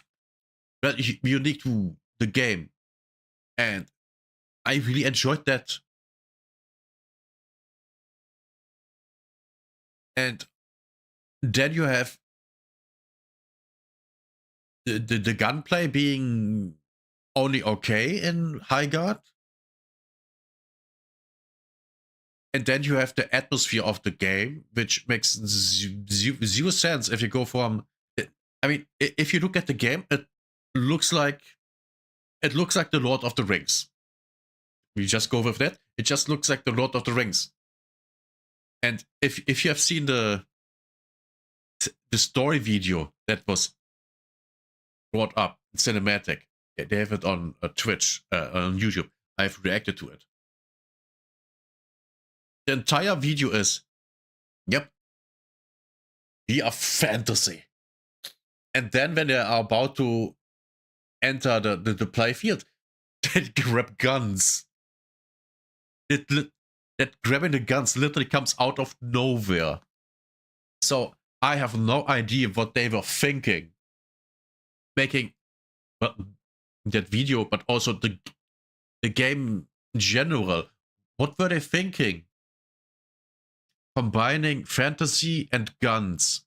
And that in a way that doesn't make any sense. If I would combine it, I would make it a way where the guns would kind of amplify the abilities of the characters, right? They will add to it and not be the absolute primary thing. And then, yeah, you have abilities, okay. Oh yeah, here, throw a fireball, okay, yeah. Yeah. It makes zero sense. Perhaps the mounts are there to compensate for the map size. No, because we know the map size. The map size is because they tested the game with 4 factions in the game. Now, when they released that it was 3v3, right? When they tested it, they had 3v3, v3, v3. There were 12 people on the map. And for that, the map size is fine. You don't even need mounts there. You can't just make the players move faster. I really believe that the mounts are only there to sell skins. That's the only reason. I absolutely believe that. Is very much hubris. But at least apparently the working environment within Wildlight was described as healthy, collaborative, transparent, and made many love working there. That is until the last 2 months when morale started to tank, when people realized that success might not be guaranteed, no straight answers about what success would look like, leading staff to grumble that they might be approaching things the wrong way, which now we know in hindsight they absolutely did. And the end result is an unceremonious and tragic end to what was a valiant attempt. I have no doubt that the developers had every good intention to try to ship the best and most fun product possible based on their strengths as developers, but there were a number of strategic and marketing and game design mishaps, as well as this echo chamber effect and a lack of listening to certain developers who had the hindsight to be like, maybe we should put out a beta or something, maybe we should take certain different approaches and not just try to emulate what we did with Apex Legends because the environment we're in is different from that. All of that ultimately contributed to a game that came and went almost as fast as Concord did. But yeah, I do hope that these developers... Yes, and it's already running, so they don't being called Concord. And also, we have to keep in mind, at the beginning it was said that the reason for forming the new studio was so the developers could benefit from the success of the game more. You know, getting a part of the profit. So why wouldn't the people in charge listen to the people that tell them, yeah, we should change things, we should test it, we should have a beta test? Because the people that's saying that, they want the game to succeed because they are making more money if it succeeds. So why wouldn't you listen to them? Because you are an arrogant piece of shit. That's why. That's why. It's always the case. Developers do land on their feet somewhere else and that they succeed in their future endeavors. But when it comes to Wildlight and Highguard, you know, it just kind of came and then it went. And I just truly don't foresee any chance of a comeback. It take nothing short of a miracle, unfortunately. But that, folks... And the thing is, for live service games to have a drop in players, that's normal. People are excited and then the excitement goes down. The same is happening in Arc Raiders. Arc Raiders this week, I think this week, dropped to the lowest player numbers on Steam they ever had. Because people are bored at this point. They are literally bored. I am bored. I have played this week. Or one day I played, and then I was like, yeah, I'm bored. I continue starting after the expedition is done, which would be on one day. They said on the 1st of March, but it's America West Coast 1st of March. So for me it's the 2nd, which means Monday, which makes me sad. It makes me sad. But that also means I will stream on Monday for about 8 hours and then fall asleep. That's the plan. Oh, it will be glorious. And I will absolutely enjoy that time because I can do all the shit again that I already did.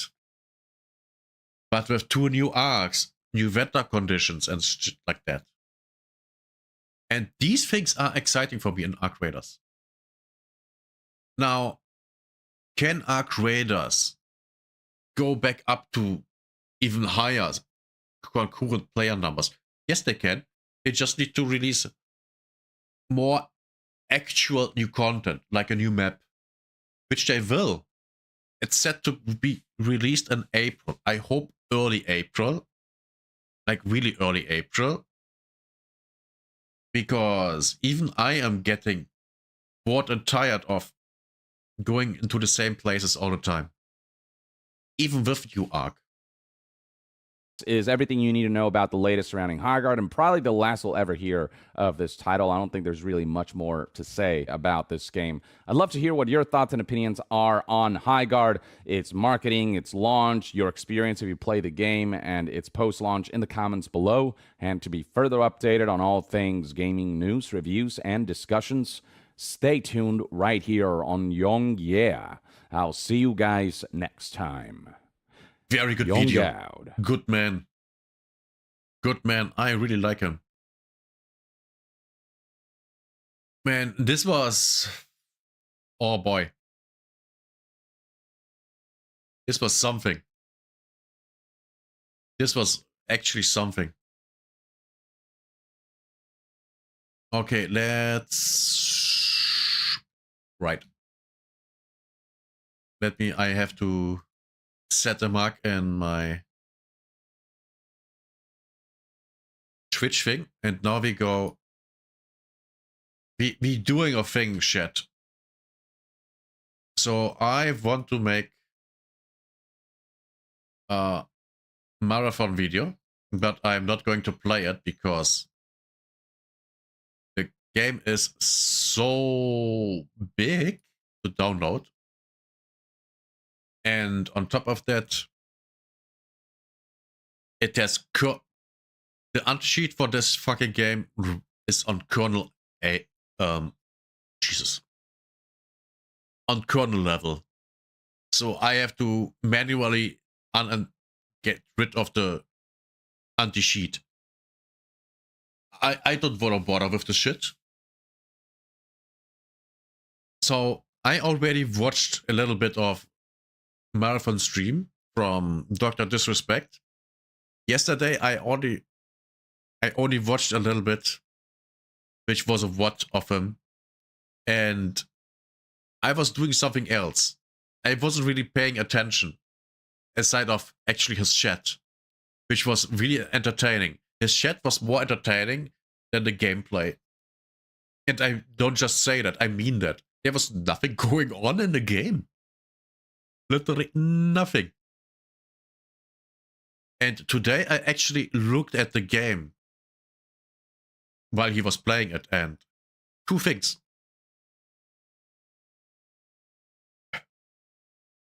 The FOV is low, which is bad. The game is ugly as hell. And it gave me a headache. On top of it being very boring.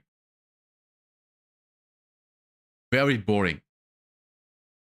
I mean, literally, the AI enemies in this game, they're just cannon fodder.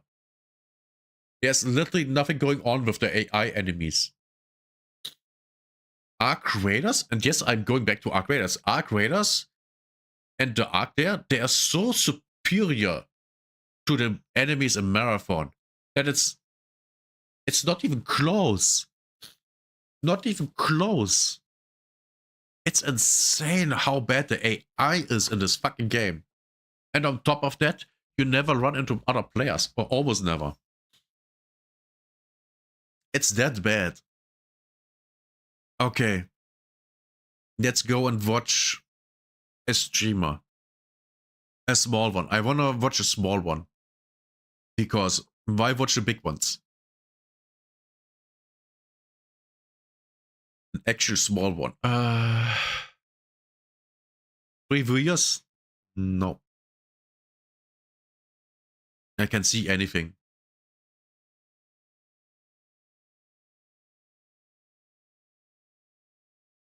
You have never played the game like this? Yeah, I bet.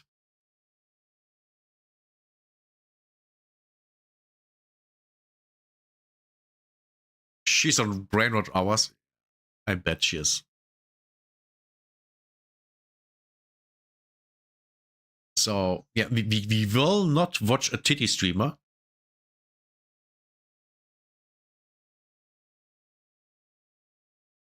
So who do we watch?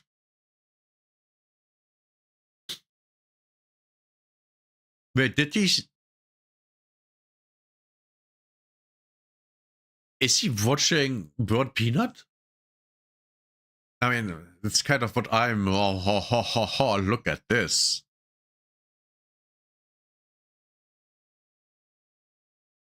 Yeah, I like this model here. I really do. Damn.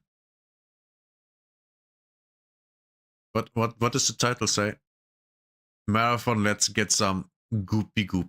Nice. I might actually look into that after the stream.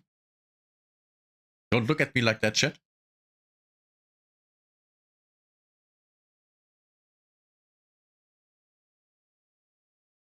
So, a small streamer.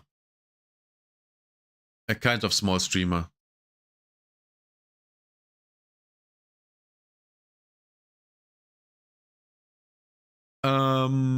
Yeah. And the thing is, I have to watch it on Twitch because I can't risk to look at someone that's banned on Twitch and then get banned myself. Actually, I would not really care if I get banned on Twitch. It would just give me some attention, I guess.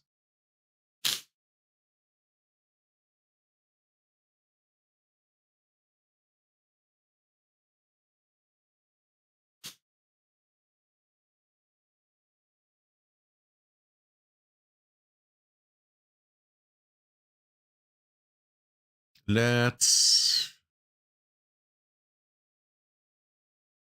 who to choose? I wish I could just watch Dr. Bruce Respect on YouTube, man.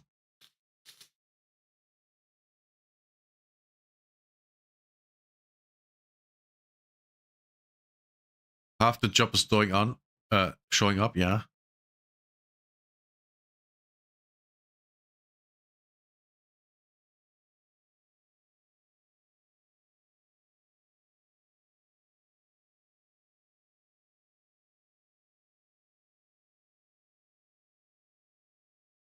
Man, I didn't know it would be this hard.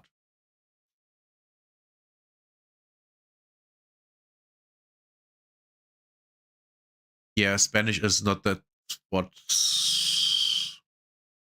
I should not watch at tits. I should not hate on the new game day. Oh, okay. We have to watch this one. We have to. On my knee for you.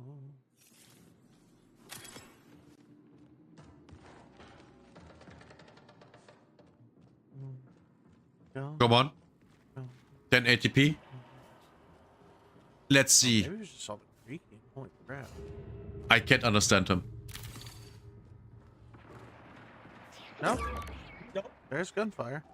Nope, it's actual people. Okay. Well, you are Can I make him louder? not in a spot that I can get you, so Don't even that worry. fucking sucks. I can't. Don't even worry, my guy. It is okay. I swear right now. Where were they? No, they were hiding. Oh, dude, look how far out you are.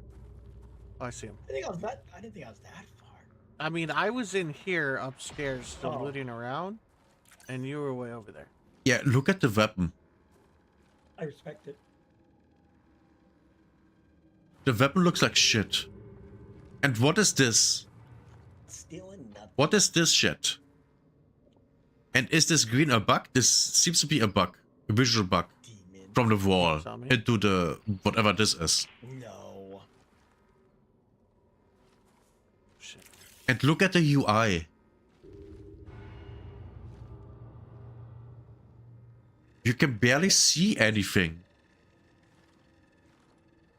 Oh, mother sucker, there's 3 of them. Oh my gosh. I don't care if they did. I'm still loving it. Having fun with stolen art. They're snappy, lol. Yeah. No, but Bungie What did era for did this game more than wreck once. get stolen Yeah. from? Bungie. Okay. Okay, I'm gonna res you. Ready? I'm ready. Alright, here we go. Oh, wait. Is he raising his friend? And does it need to be returned? Now that's an interesting mechanic. Okay. The first positive thing that I say about this game. That actually looks kind of good. Thank you. Well, interesting. Oh yeah, have you seen the looting UI? Oh my god, yeah, that's so bad. Look at this. Yeah, people don't want my shit, I guess. Where did That shit looks like it's directly from the Unreal shop. The Unreal Asset shop.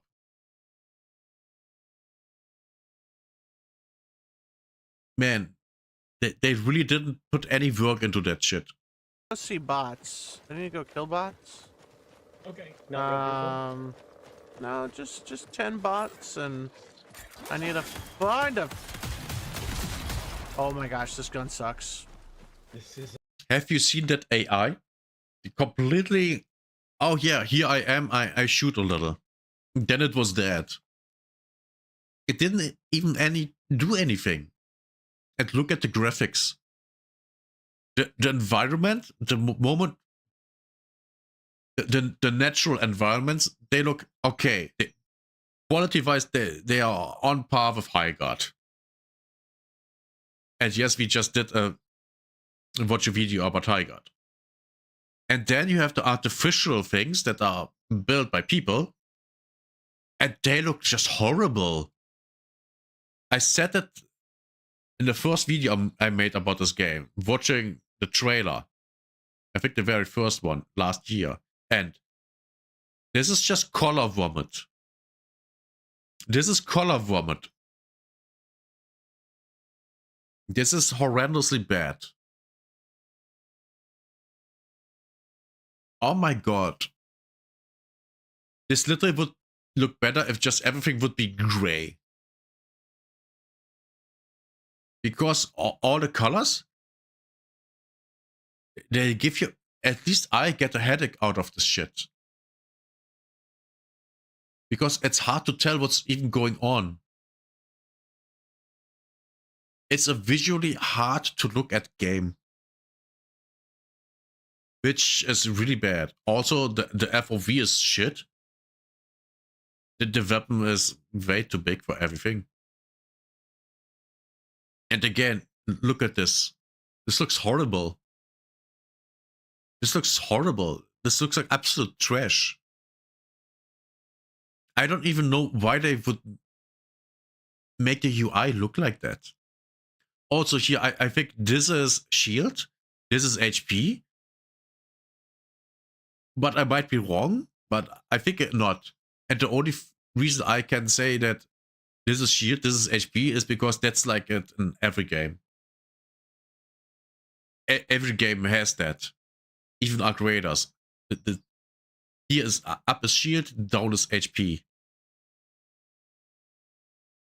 It looks like Risk of Rain meets Tarkov.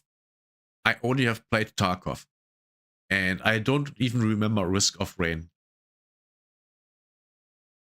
To be fair. And look at this weapon design. It looks like cluttered. You just put a bunch of shit together and say, yeah, this is a weapon. Or even more precise, you take a weapon and then you just throw shit on it to make it look interesting.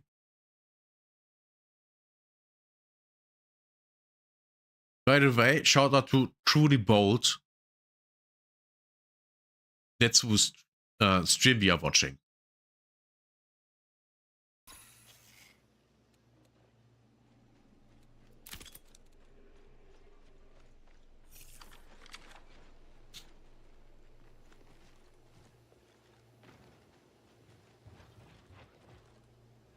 Yeah, just look out of this window. This looks like... What are we even watching at? What are we watching? I'm in the bathroom. Great. okay. Dropping a I'll leave deuce. you alone. Just lore-wise, why does everything look like that? I mean, VR control... Are we in in a Matrix? Or is this actually real? Because I think this is actually not real. At least the way that we earlier revived our comrade, he revived his friend, makes it look like this is a digital world, aka a Matrix. But then why does the natural stuff look just fine and the man-made shit looks so weird? It makes no sense. There is no coherent thought behind it, in my opinion. So yeah, why would that even be a thing? Why? It makes zero sense to me.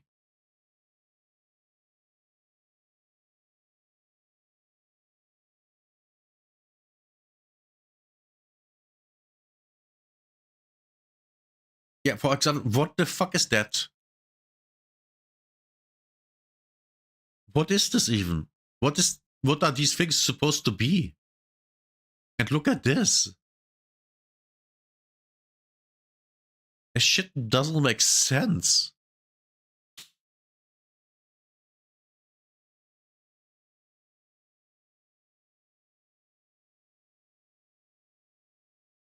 Wes?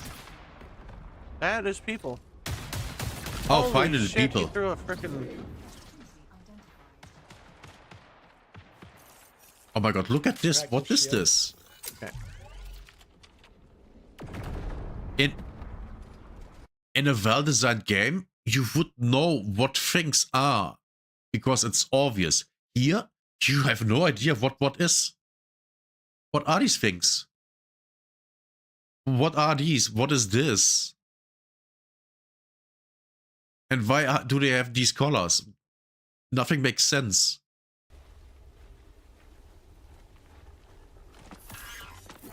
Okay, I don't like that they just disappeared like that. That's, by the way, is a healing bot. Now, I do like that this thing has, you know, abilities for the characters. I like that. That's nice. But that's nothing special. Every other game has that. But one thing is that I hate that it hovers over there. Literally blocking your view and being in the way. I really hate that.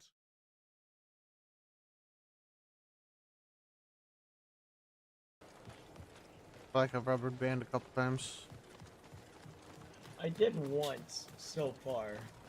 Not in this. Oh, there's a bot. Excellent, excellent. Another bot. Oh, there's 2 bots. There's 3 bots. Oh, you're a bot. Did you see that? 2 AI enemies, well, 3, and they were no problem whatsoever. They were just cannon fodder. In Arc Raiders, that's not the case. In Arc Raiders, you always have to pay attention. Because some shit might happen, and then boom. Literally boom. When a pop comes up to you, boom. Oh my god. All your shield is gone and half your HP. You're basically dead. And shit like that can happen all the time. But here, oh yeah, we come close to you and now we are shooting a little and oh yeah. What is this? That's not, and they barely did any damage to them either. And I mean, the AI barely did any damage to the players. So why are they even there? What's the reason for them being there? Well, the reason is Arc Raiders. Because before Arc Raiders, they weren't there. Funny, isn't it?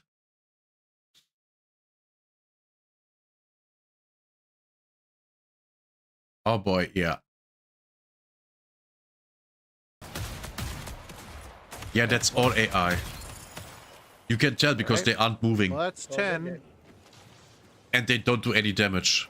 Alright, now I just gotta find that stupid thing, and you need 1 more valuable. Look how ugly this shit is. Another AI that was not a threat at all. Tad.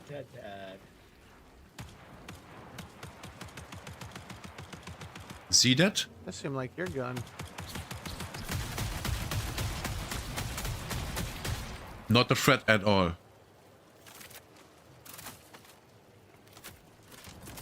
And did you see that? There was a thing in his way where he had to jump over. Why is get that up even there? there? It makes no sense. No, that's out of bounds. Okay.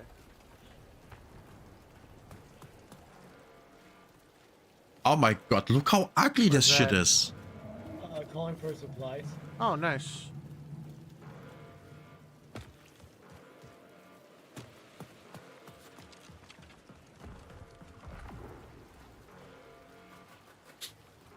The sledding game is very fun. Yeah. I bet more fun than this shit. I like this idea. Thank you. Oh my god, yeah, this is bad. Definitely not out in the open or anything. No, I feel completely safe. Not even the map looks good. Yeah, this is... The gun looks like shit. The gun literally looks like it comes out of Roblox. Literally. Yeah. I think that's enough.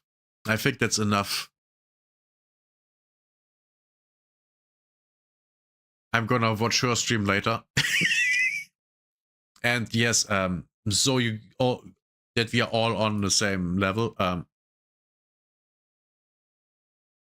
Concurrently playing less than 37,000 from a peak of 143,000. To be fair, in America it's now around 4 a.m. So of course there aren't a lot of people playing anymore. But even then, that was 10 a.m. for me. Let's go with this. That was when Europe was kind of asleep. 83,000, so America was playing. Still 60,000 less than peak. Peak was here. 19 GMT. So 11 America time.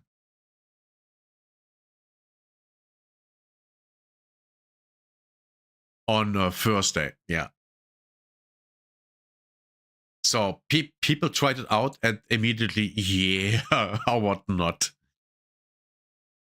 I can't see this game succeeding. I can't. Even let's say, I mean, they are on several platforms, right? On, I would say, the Epic Game Store, the PlayStation, and Xbox. That's just 4 times the people. That's, I don't think the graph looks different on other platforms. I don't.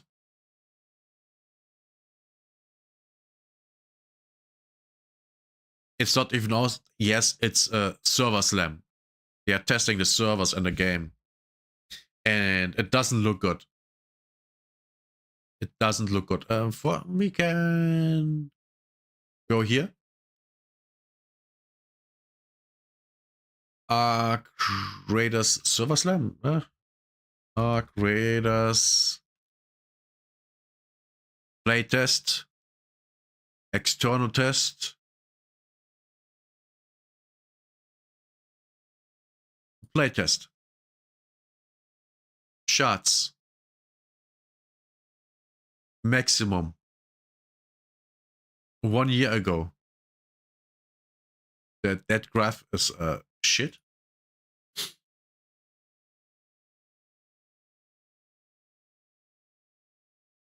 But yeah, they had 189,000, which is more than Marathon had. And now we go and just look at Arc Raiders.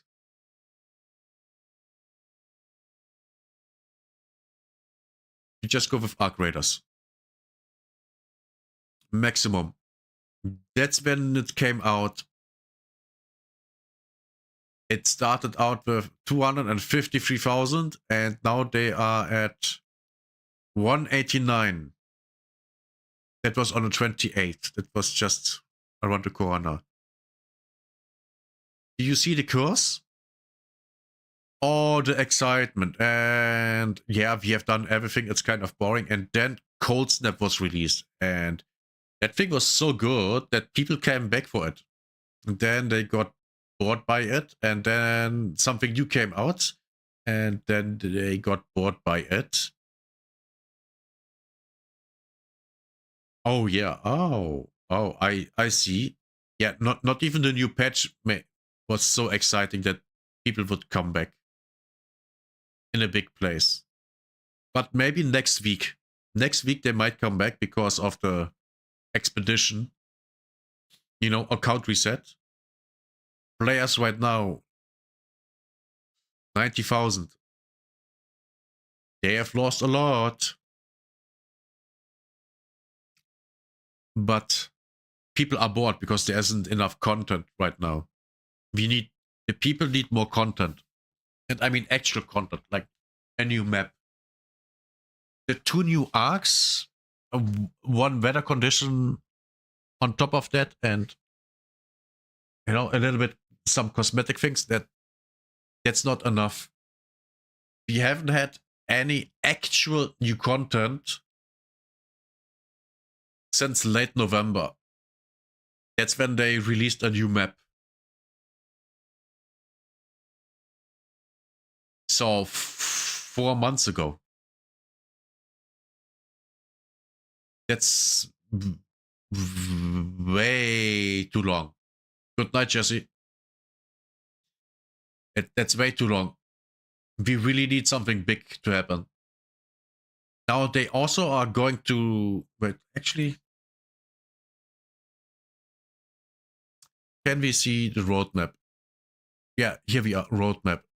So next month, another new map condition, another new arc thread, new player project that's kind of irrelevant, and a scrappy update, whatever that means. That's planned for March. That's not a lot. That's not a lot enough to keep people playing. Unless they have reset their account with the expedition. And that's not enough. I really hope that in April, basically on April 1st, they drop the new map. They have to. We really need the new content. Then they add a new large arc, which is great. A new map condition, looks like Volcano, or something like that. And then another expedition window, aka account reset. I'm not sure if I will even do that. So yeah. This looks bleak. This actually looks bleak. And I say that as someone that really likes Arc Raiders. That's my main game at the moment. But I think the thing is, Arc Raiders made so much money that they can push through. They can push through the low that they are in and just work on new content. I don't think that Marathon will have the same luxus. I don't. Because people already shitting on the game. The most entertaining thing about Dr. Disrespect's stream of Marathon was reading the chat. Because everyone was shitting on the game. It was really entertaining. But the stream itself was boring as hell. There's barely any players on the maps. And the AI enemies, they are no threat to anyone. They are literally just... They're literally just there for the players to farm. I mean, in Arc Raiders, it's kind of the same, but at the same time, the AI enemies in Arc Raiders are also a threat. No matter how good your equipment is, you can still die from him one. Even randomly. In this game, I don't think you can. I don't.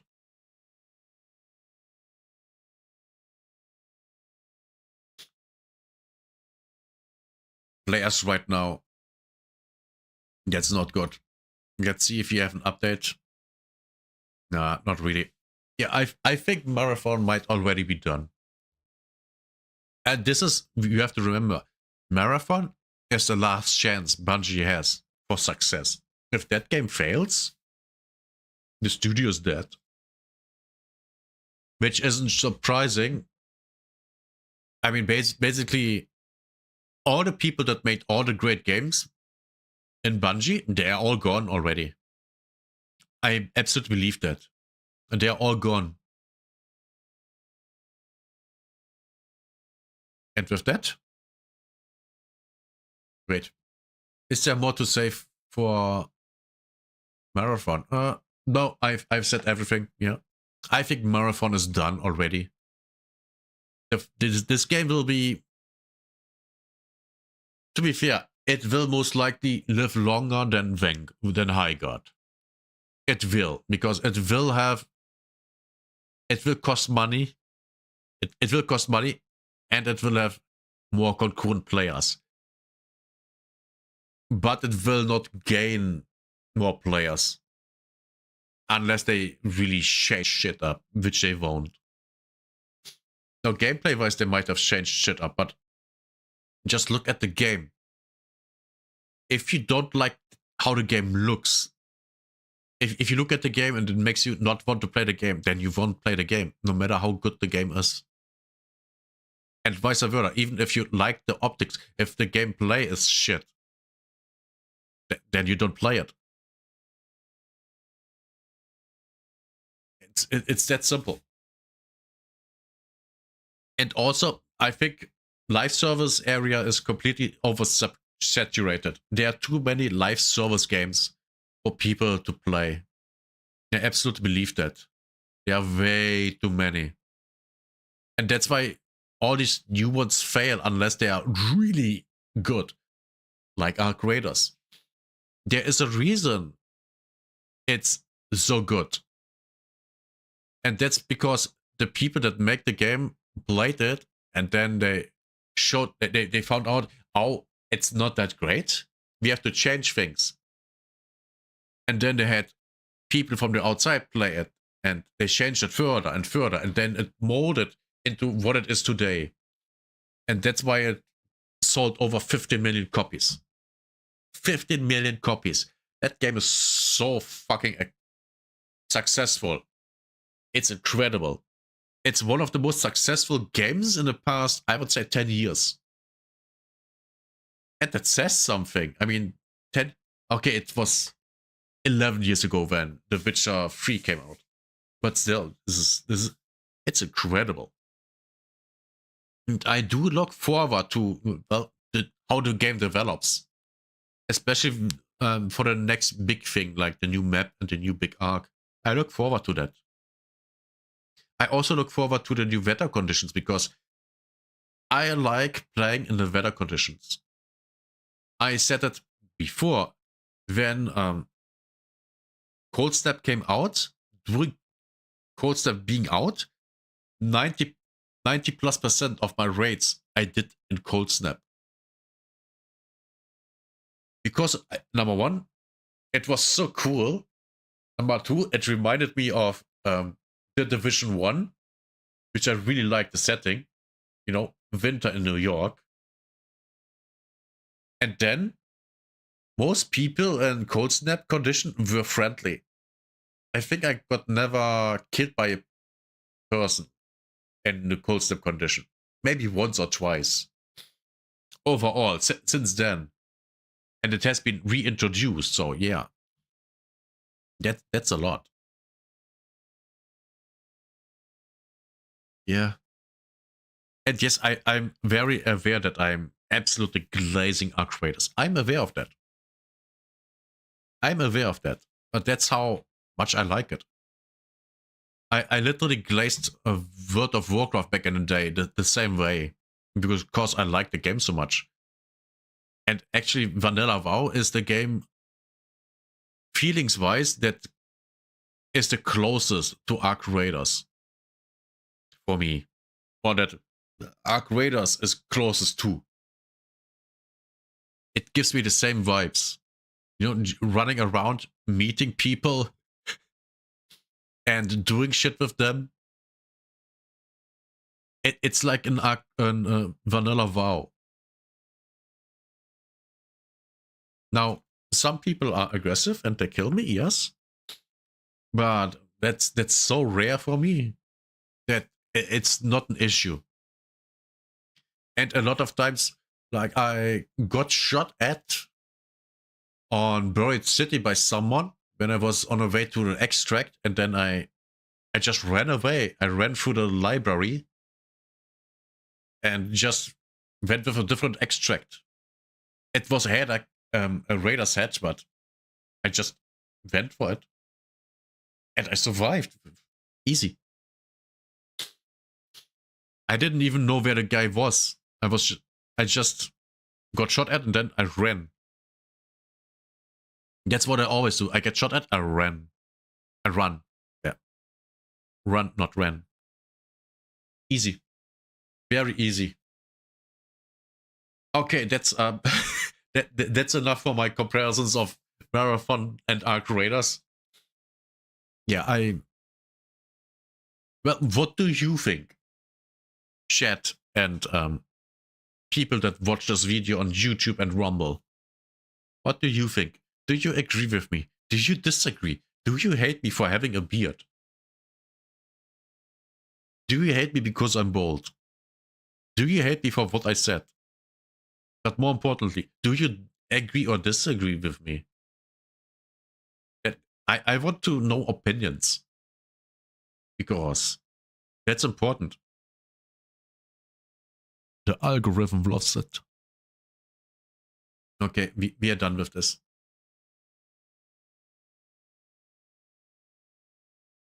We are done with this.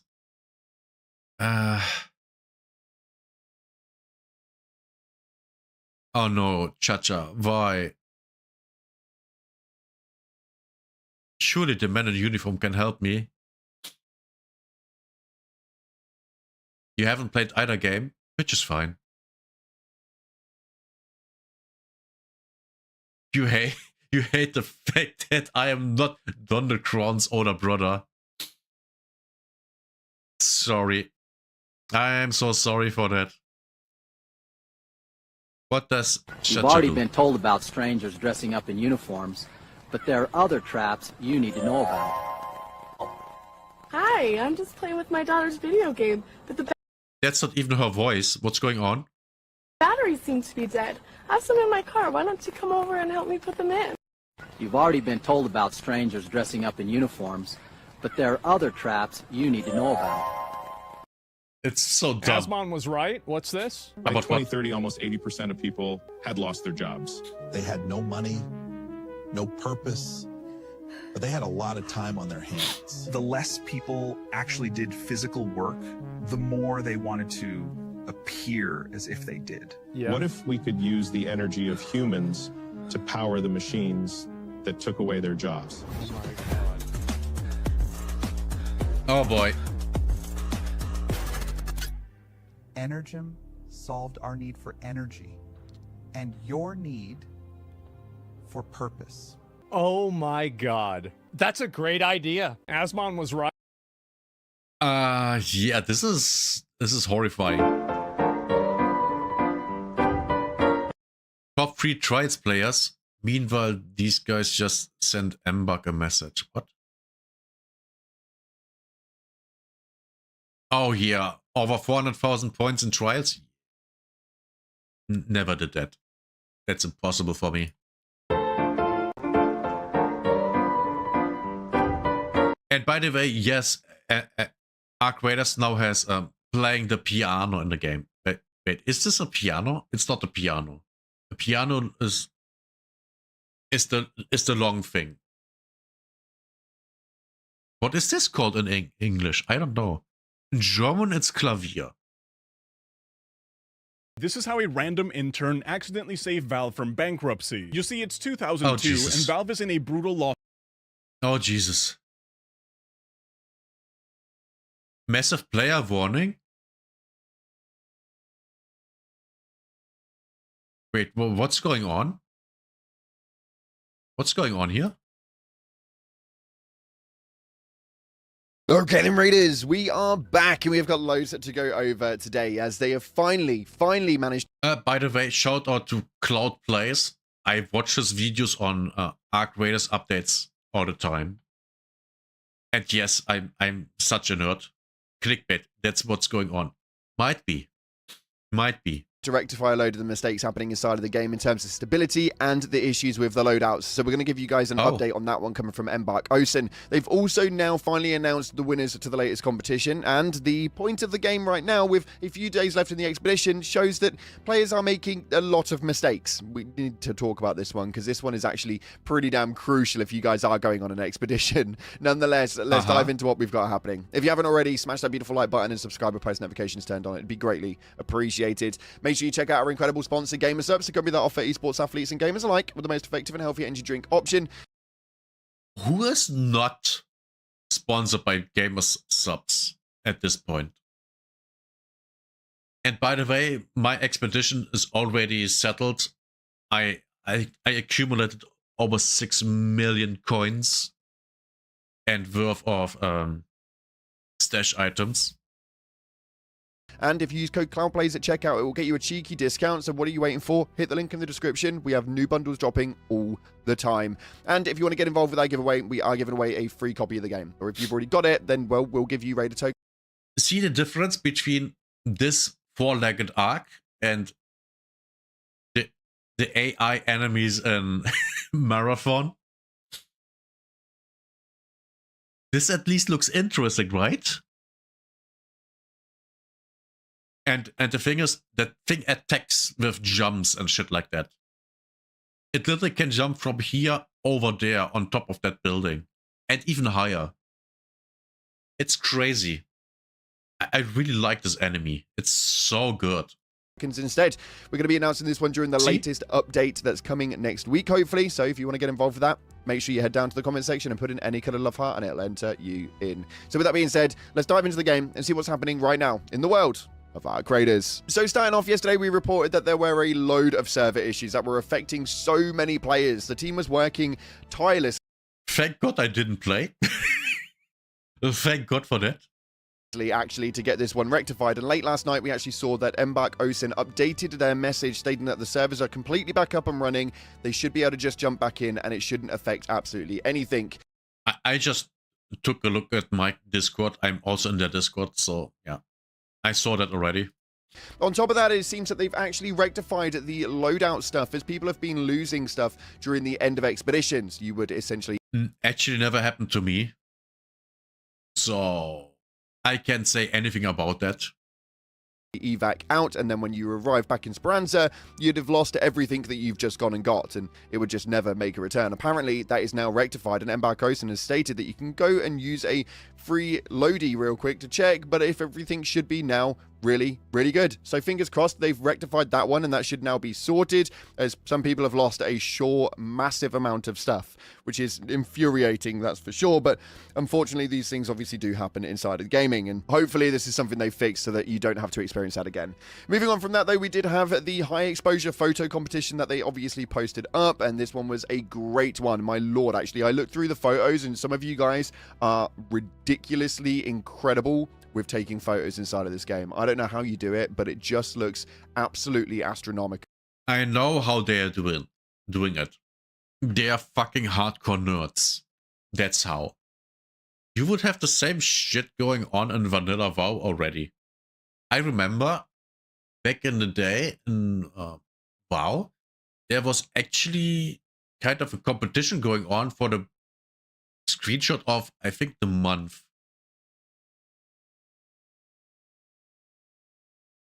That was actually an official thing by Blizzard. It was fun.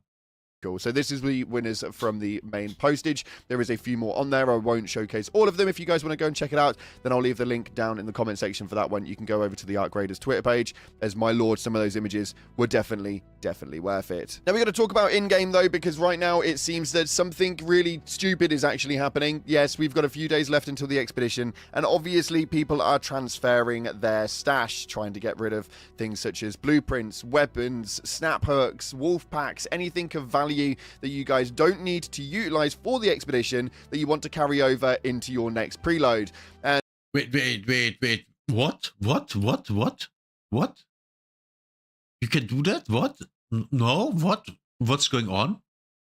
And unfortunately, it's going wrong for a lot of players. This right here is over on Reddit that states, "This is the risk of you guys doing stash transferred. I tried to define his teammate, but didn't respond." And this is exactly what they managed to find, with around 5 snap hooks, a array of wolf packs, load of different bobcats, and so much more. And there are so many different posts that are going up consistently, showing everything that you guys are getting transferred over and getting taken out with, including bundles of blueprints. And when I say bundles of them, I mean bundles of them. Now, oh, so they take a bunch of shit they have, put it in the inventory, go in a raid and give it to someone else, and they stockpile it for you.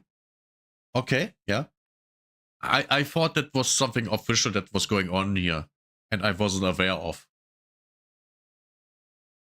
I don't quite understand how it is that they're falling in for this one. It doesn't take a genius to figure out that realistically you just need to go into dam with no map condition, make sure you've got a raider hatch key, and just ensure the fact that you're definitely in friendly lobbies. You pretty much spawn next to a hatch 9 times out of 10. So if you are trying to do the transfers and you are adamant that you are definitely going to do them, then I would make sure that you are under those circumstances. Because if you are not, you may well find yourself short a blueprint or two. Let me know in the comment section if you guys are doing the expedition in the next 48 hours, as we've only got 2 days remaining on that one. So let me know if you guys are partaking in that. And have you already successfully done your transfer of your stash, or is it something you're yet to do? Let me know in the comments. Moving on from that, though, we've obviously got to talk about Marathon. Am I understanding this shit wrong? I have no idea what's going on. And how it is that it's affected the game. It was hilarious, actually, because we found out yesterday that they had actually censored the words Arc Raiders, and then when it went public about it, they retracted it straight away. So you can now actually do that. And Marathon, the development team, actually posted up saying, "Hello, yes, Arc Raiders is awesome," to Cakes, essentially showcasing that you can type Arc Raiders in the game. Now, Arc Raiders actually responded to them, saying, "No matter if you're a runner or a raider, loot is loot. We'll save you a seat in the shuttle," which I thought just exactly shows how it is that Arc Raiders is as a development team, as a company, as people and individuals inside of that company. The fact that they were able to respond with like the most heartfelt response as well is absolutely incredible. One of the most... Well, the thing is, Arc Raiders is right here on top. But Marathon is gipping around here and kind of shooting up. Oh, they literally censored Arc Raiders as a term in their chat. And then they undone it. You know, oh, look at us. We aren't evil. We are cool. And then Arc Raiders looking down on them going like, good little boy. Good little boy. Here, have a cookie. That's basically how this feels like. Humbling teams I think I've ever come across. Not only that, but Marathon actually is relatively good, and I don't really dislike it. We've got a big video coming up over the next few days about my main thoughts on the Marathon server slam that we've had so far. So make sure you stay tuned to that one, because I think you're kind of going to want to listen to it. But it is safe to say that Arc Raiders is likely to be absolutely okay after the launch of the Marathon game problems coming out next week. Moving on from that, though, we've got to talk about the Arc that has just recently released in the latest patch update, and everybody now has had a bit of time with it. What is it that you guys are thinking of the Firefly and the Comet? They are fine. And I think that for me, personally, I think that I am not extremely excessively happy about them, if I'm completely honest. After a bit of time with them right at the beginning, it was really, really cool, and I actually really enjoyed the factor of how excruciatingly explosive those comets were. But I think that as time has kind of gone on with it, I think that it may well have been a little bit lackluster for me. I think that the idea of what they look like seems too aesthetically similar to everything else that we've got. Now, I know that the Arc kind of run on a smooth and sleek styling, and I understand that, but I do think that we are probably due some new arcs that look completely different. I've seen some of you guys do some concept arts for like ones that look like a snake. I don't know about you, but that just sounds incredible to me. Overall, I think so too. That would be cool. Or oh, how are they called? A centipede.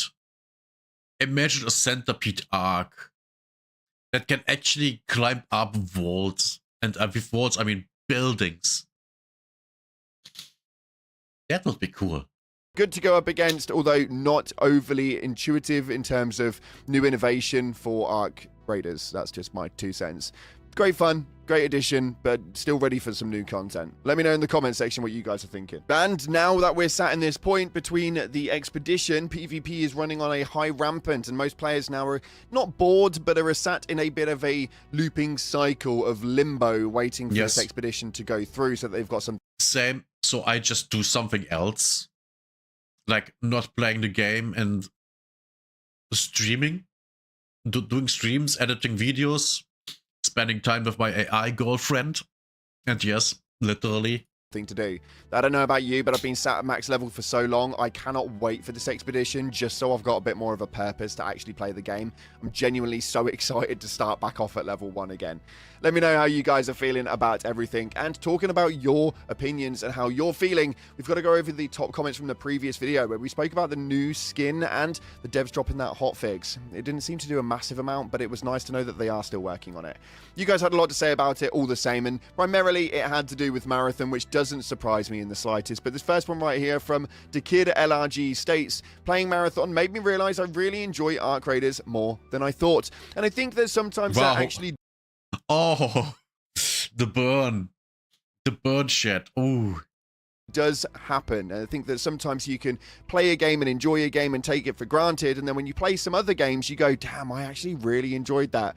I think that that's generally how gaming works, is that once you get used to a game for so long, the easiest thing to do is complain about how it's not what you want it to be, play a game that you genuinely don't enjoy, and all of a sudden that one becomes a little bit better. Yes, absolutely, 100%. Yeah, I agree. What I do say, though, is that Marathon is a bit of a subjective game, so make sure that you give it a bit of time. As I remember during the Arc Raiders server slam, a lot of people said the exact same stuff about that game as well. So make sure you do give things a bit of a chance. During the server slam? As far as I remember, during the server slam, everyone loved that game. And with that game, I mean Arc Raiders. I mean, that was the point where I said, oh my god, this is great. And then I bought it. I literally, I think the week after the server slam, I bought the game. And then I refunded it. And then I bought the deluxe edition. Literally. That's literally what happened. Make sure. Moving on from that, this next one right here coming from my mate Nick, which is a hilarious name for the record, states, I played Marathon for a few hours. I think Arc Raiders is safe. Now, I don't think that anything is going to come along and kill Arc Raiders. If I can introduce you guys to the way that the Battle Royale genre actually launched off, Fortnite came in and absolutely demonically destroyed the scene and took over absolutely everything. A lot like the way that Arc Raiders has. Yes. And then not long after that, we saw Apex Legends come through, and that actually now still to this day has quite a substantially sized player base, and there's room in the... Well, yes, but the game is also really good. It is. Market for more than one inside of that genre. Now, yes, we could argue that Tarkov obviously is already an extraction shooter, but bringing in new games to the titles, especially with big names such as Bungie, could mean that it may well have a decent standing inside of the community. With hundreds of thousands of people still logging in on just Steam alone every single day, I think that the game should do okay. It's definitely got some turning points though, it needs fixing, but Arc Raiders is 1,000,000% the Fortnite inside of the extraction genre. I think it... Yes, I would absolutely agree with that. It is. It absolutely is. It's going to be perfectly fine.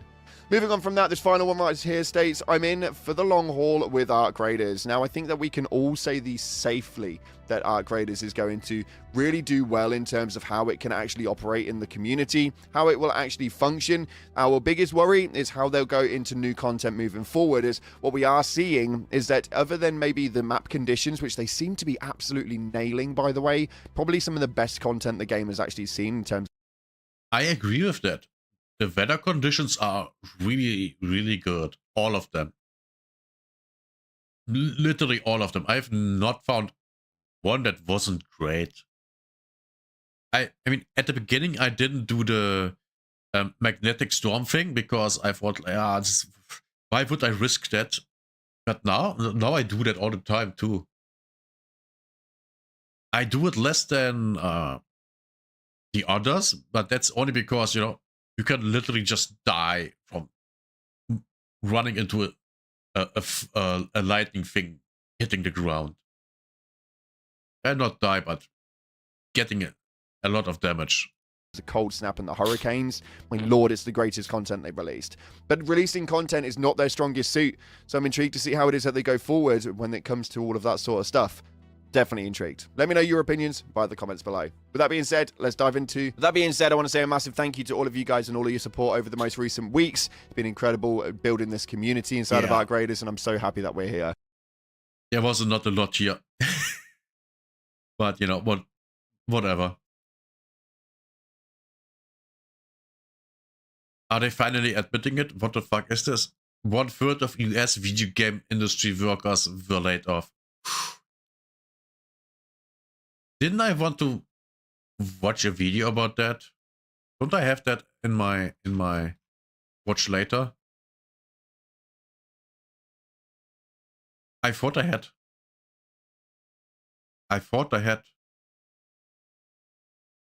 Unavailable videos I hadn't. Great. Wasn't there something? It's not here, not here.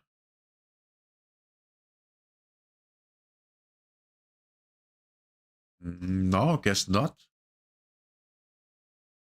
They are admitting.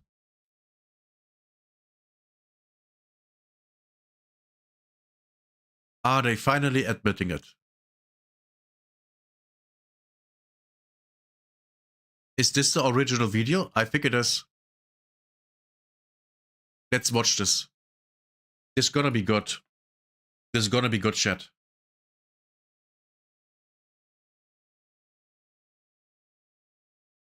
Uh-oh. Uh-oh. Growing up, I was taught that if you can't say anything nice, it is better to say nothing at all, which can be great advice. But unfortunately, when it comes to business, not speaking up can cost you money. A lot of money. Last week, the GDC State of the Game Industry report dropped, which is basically a giant anonymous survey where devs, artists, programmers, producers, and executives all over get to share how things are actually going behind the scenes. This year, over 20... Oh boy. That must have been apocalyptic. Oh.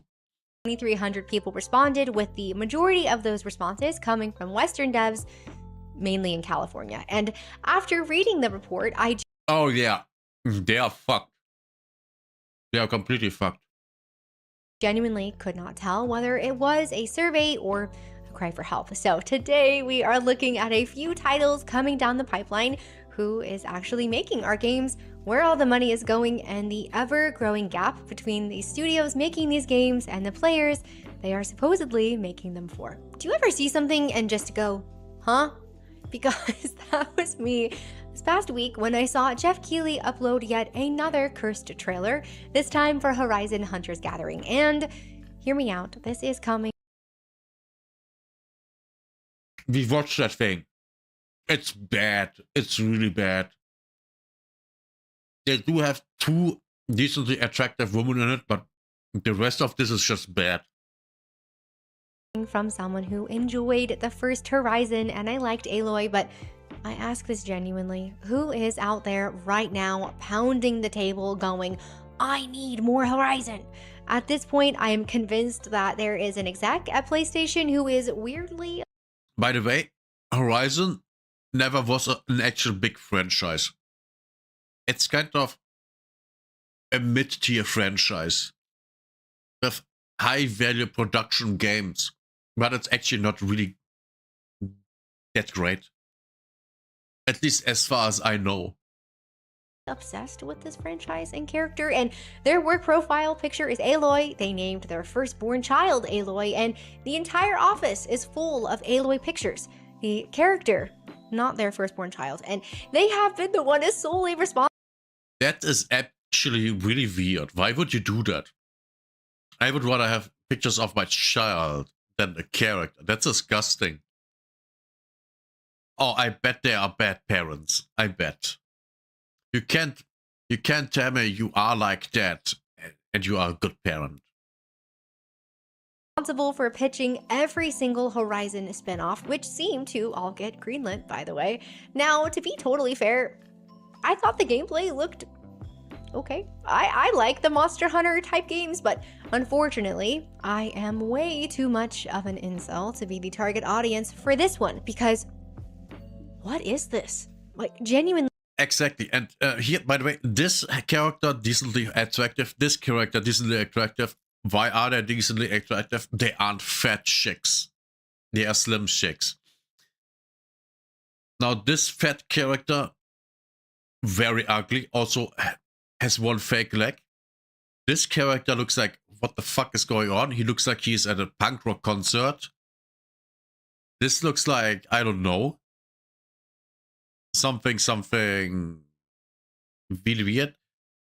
And this guy looks like, I don't know. I called my video about this game Concord Redneck Edition. And I think that fits very well. What am I looking at? Gorilla, had you guys just been normal and given me normal, fun characters to choose from, I might have tried this, but I cannot get behind the designs for this game. Who is spending cosmetics money to dress this character up? No one. Honestly, it is so bad. It is almost to the point where I think there is some type of... There may be a couple of fat, of black guys that like fat white women. Maybe. Big inside bet at Sony, and you are all trying to out-Concord one another. And if you don't believe me, look no further than the two other live service games being published by Sony. Starting with Fair Games, do you remember when this trailer dropped? Wait. Sony is about to publish 3 live service games.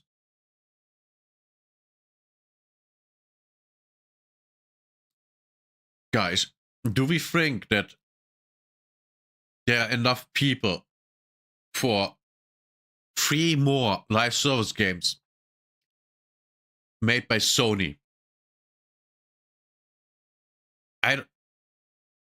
At this point, I absolutely believe that the live service area of games is completely oversaturated. There aren't enough players for these games left for them making more and more games. Dropped a live service heist game where you play as Reddit mod Robin Hood, who is stealing from corrupt billionaires to stick it to capitalism. Shut up. And not her. She's fine. But the game concept. And also, why does this look so shit? The only color here is the smoke. Everything else looks like it's just brown. That's shit. The game got a lot of backlash and has been pretty quiet ever since. And who can forget Marathon? Bungie and Sony, who acquired them for $3.7 billion, are betting everything on a live huge mistake service extraction shooter. At this point, I genuinely think they know. They have to know. They have seen their fallen comrades, but they are just so deep that stopping would be worse than finishing. We may be witnessing the sunken cost fallacy in real time, but maybe you're ignoring all of that and you are just looking for the next big single player adventure from a Sony darling like... Are they making any single player games anymore? By the way, back in the day, I think it was last year that it was said that at some point, Sony had 6 live service games in development. 6. 3 are about to be released, it seems like. And some others were already shut down or something like that. Or came out and were shut down, you know. So Sony at this point probably spent a couple of $1 billion on live service games. And they didn't make any money out of that. Nothing. I mean, the worst thing they had was Concord. Literally Concord. Massive flop. Naughty Dog. Well, don't forget, Intergalactic and our favorite bald protagonist is still on the horizon. The last time we heard about this game was that it was Naughty Dog's biggest, most expensive title yet, and this past December, the dev team was forced to crunch for an internal demo, which, how did that even go? Did they finally decide to scrap this game? One can only hope, and I have... Wait, are you telling me that they basically didn't have a playable version of the game? For how long are they working on the game and they haven't had anything playable there?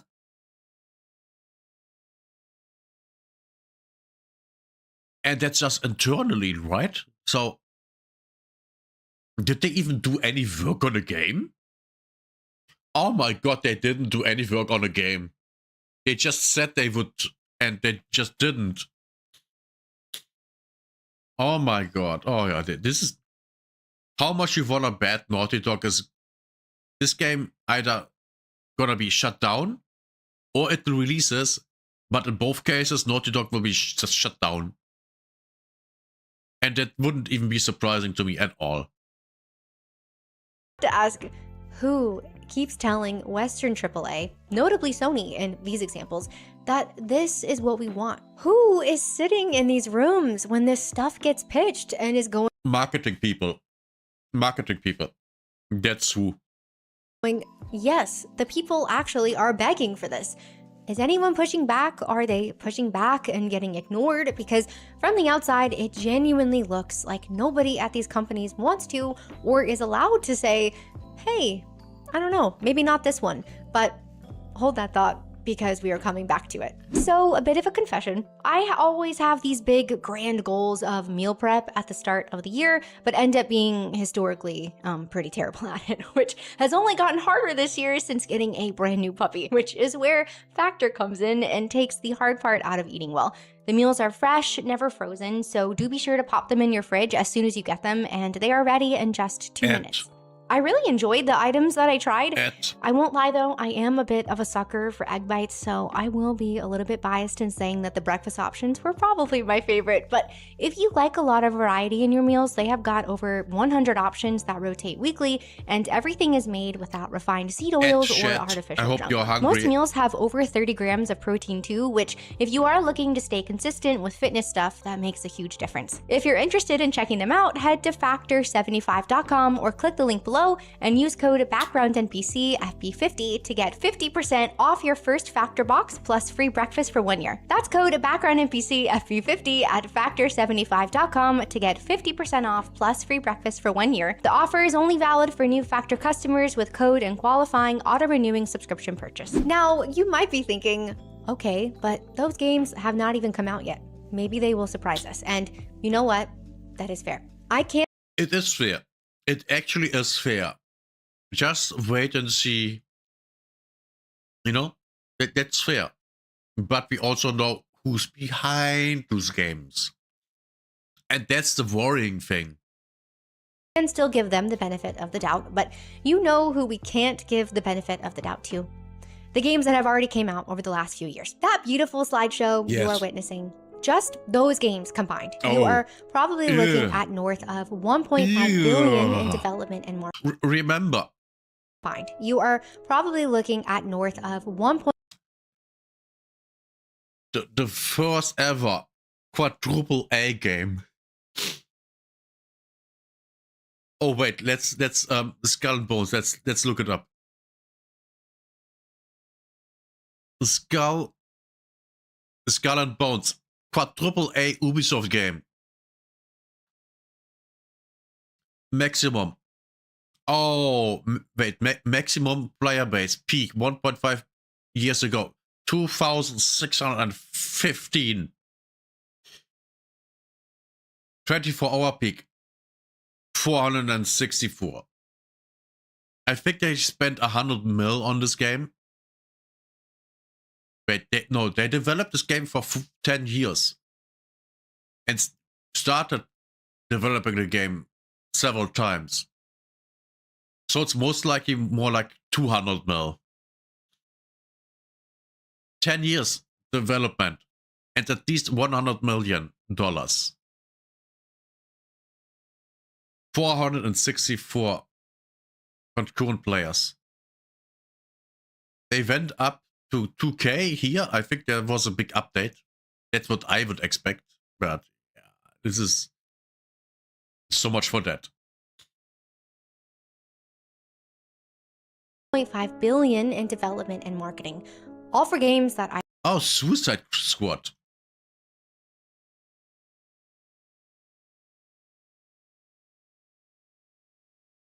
How does this game do? Oh, look. Peak 13K. 24-hour peak 115. Oh, isn't this juicy? either flopped, were delisted. Dragon Age the Veilguard. Dragon Age the Veilguard. Maximum. Oh.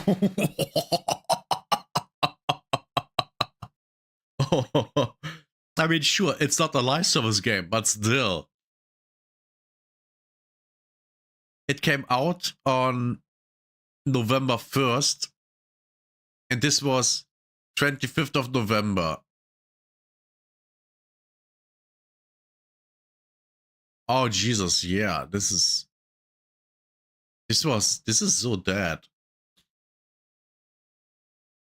Or were DOA. Oh, Assassin's Creed, yes. Assassin's Creed Shadows, let's see, came out on March 2025, almost a year. 46,000 players, absolute peak, and last 24 hours. Okay, it's not that bad. It's not that bad, but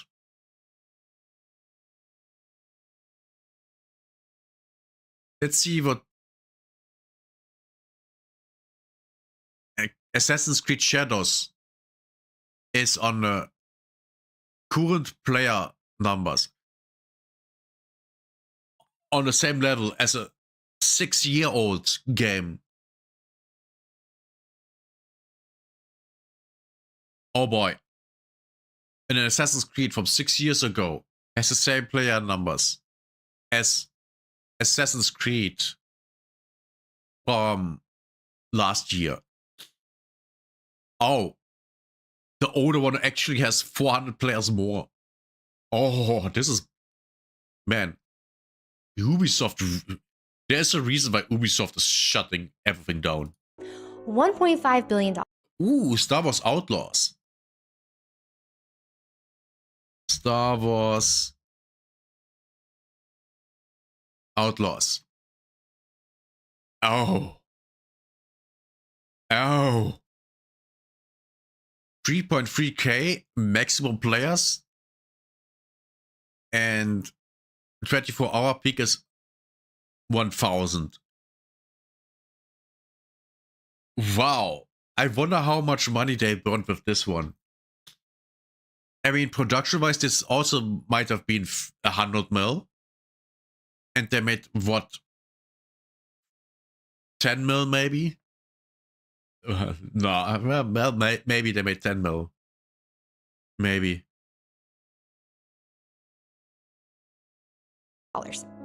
Gone.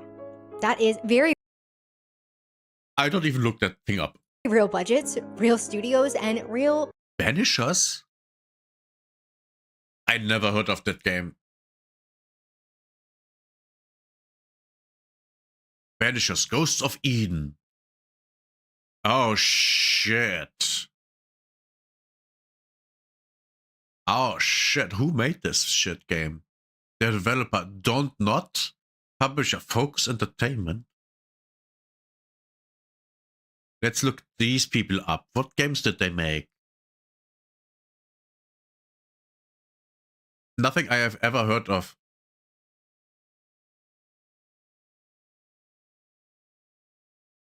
What the fuck?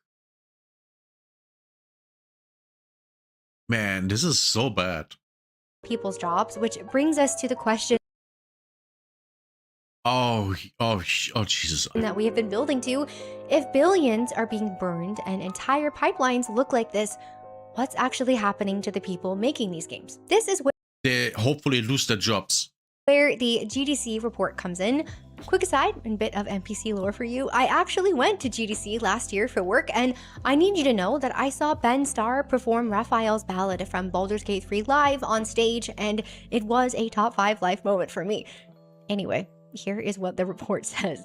1 in 3 US game developers have been laid off over the past 2 years, tens of thousands of jobs gone, and nearly half still cannot find work. And it is not just Okay, have you been laid off in the past 24 months? Yes.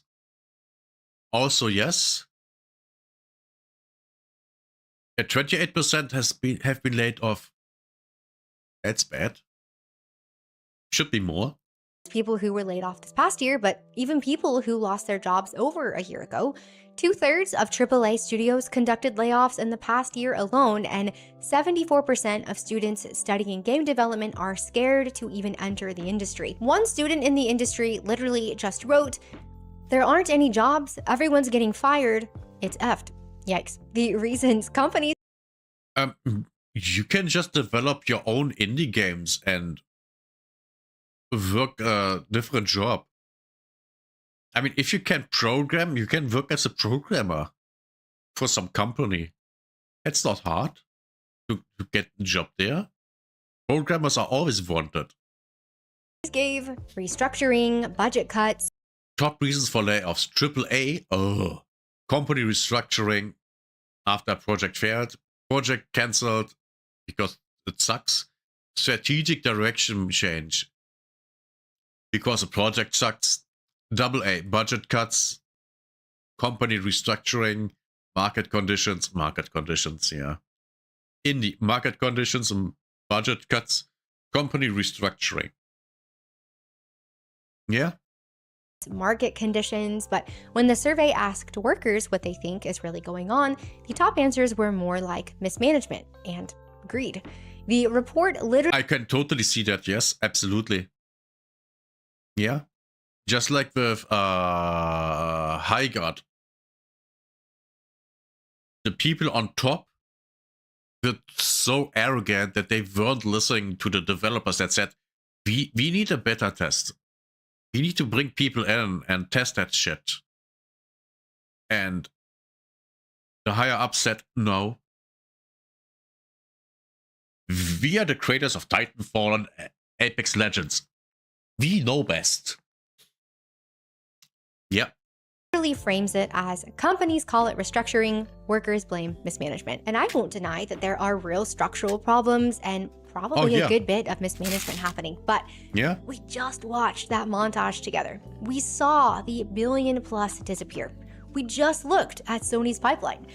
At some point, we have to acknowledge that maybe, just maybe, studios are struggling because gamers have decided their products are not worth their money. Yeah. The games that they are releasing are just plain bad. Now, the report also covers who is actually making these games, and the workforce is shifting pretty quickly. We see that 64% is made up of men, which is down over 10% from previous years.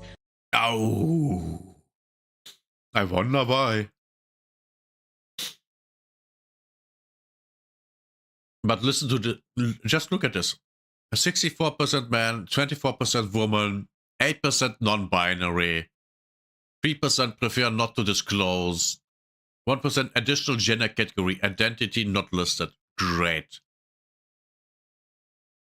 So 8, 11, 12% of the Western developers are mentally ill.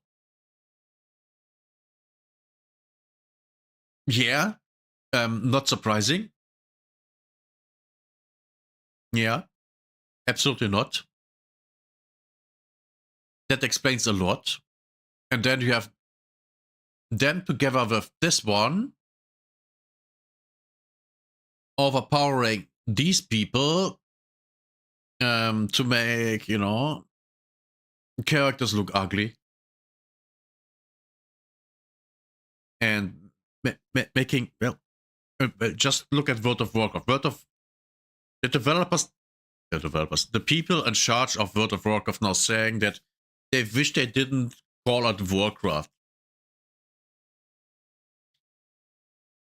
Which isn't surprising because modern WoW literally got Disney-fied. There is a new book, World of Warcraft book, World of Warcraft book new releases.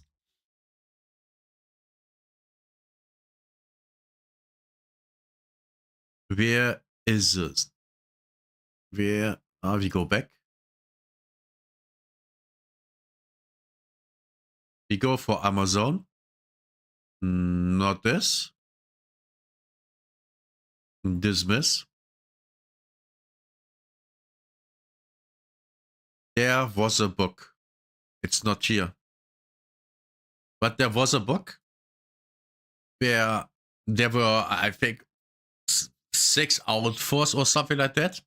I don't know what book it was. Might have been a coloring book or something like that. And the cover literally looked like it's coming directly out of Disney.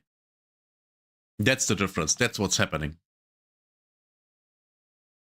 And I totally forgot what I wanted to say about this.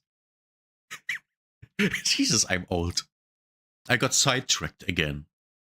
While women continue to increase year over year, LGBT representation is at 28%, jumping to 46% for devs under the age of 24, which, for reference, is 2 to 3 times the national average. The report itself says that they have changed the survey methodology though, so year over year comparisons aren't completely reliable, but the direction is pretty clear. What is super crazy though is the experience gap. According to the survey, the largest group of devs has 3 to 5 years of experience, and over half of them have less than 10. This means the people who shipped the games we grew up on, they are leaving the field, are getting cut, or are being replaced by people who are still learning. Last year, I actually spoke. Yeah. The old guard, the guys, the men that know what they are doing, getting fired and being replaced by people that don't know what they are doing, that hate games, that hate gamers, and they hate men. Oh, I wonder why all these games are shit now. I wonder why. Spoke with a 3D artist who has been in the AAA industry for over 15 years, and he confirmed that this is a real problem. He said when you lose that legacy knowledge, it tends to show up everywhere. Production pipelines get messier, things like optimization start to slip up, basically all of the invisible stuff that you don't notice when it's done right, but then you absolutely noticed when it is not. How many games have launched that just feel unfinished? A lot. And sometimes that is a knowledge. I mean, to be fair, especially live service games, they are all published unfinished because there is no actual finish. I again go for Argraders. The game is not finished. Of course it's not. It's a live service game. They add new shit to the game over time, over and over and over, which is fine. I mean, that's literally how MMORPGs work.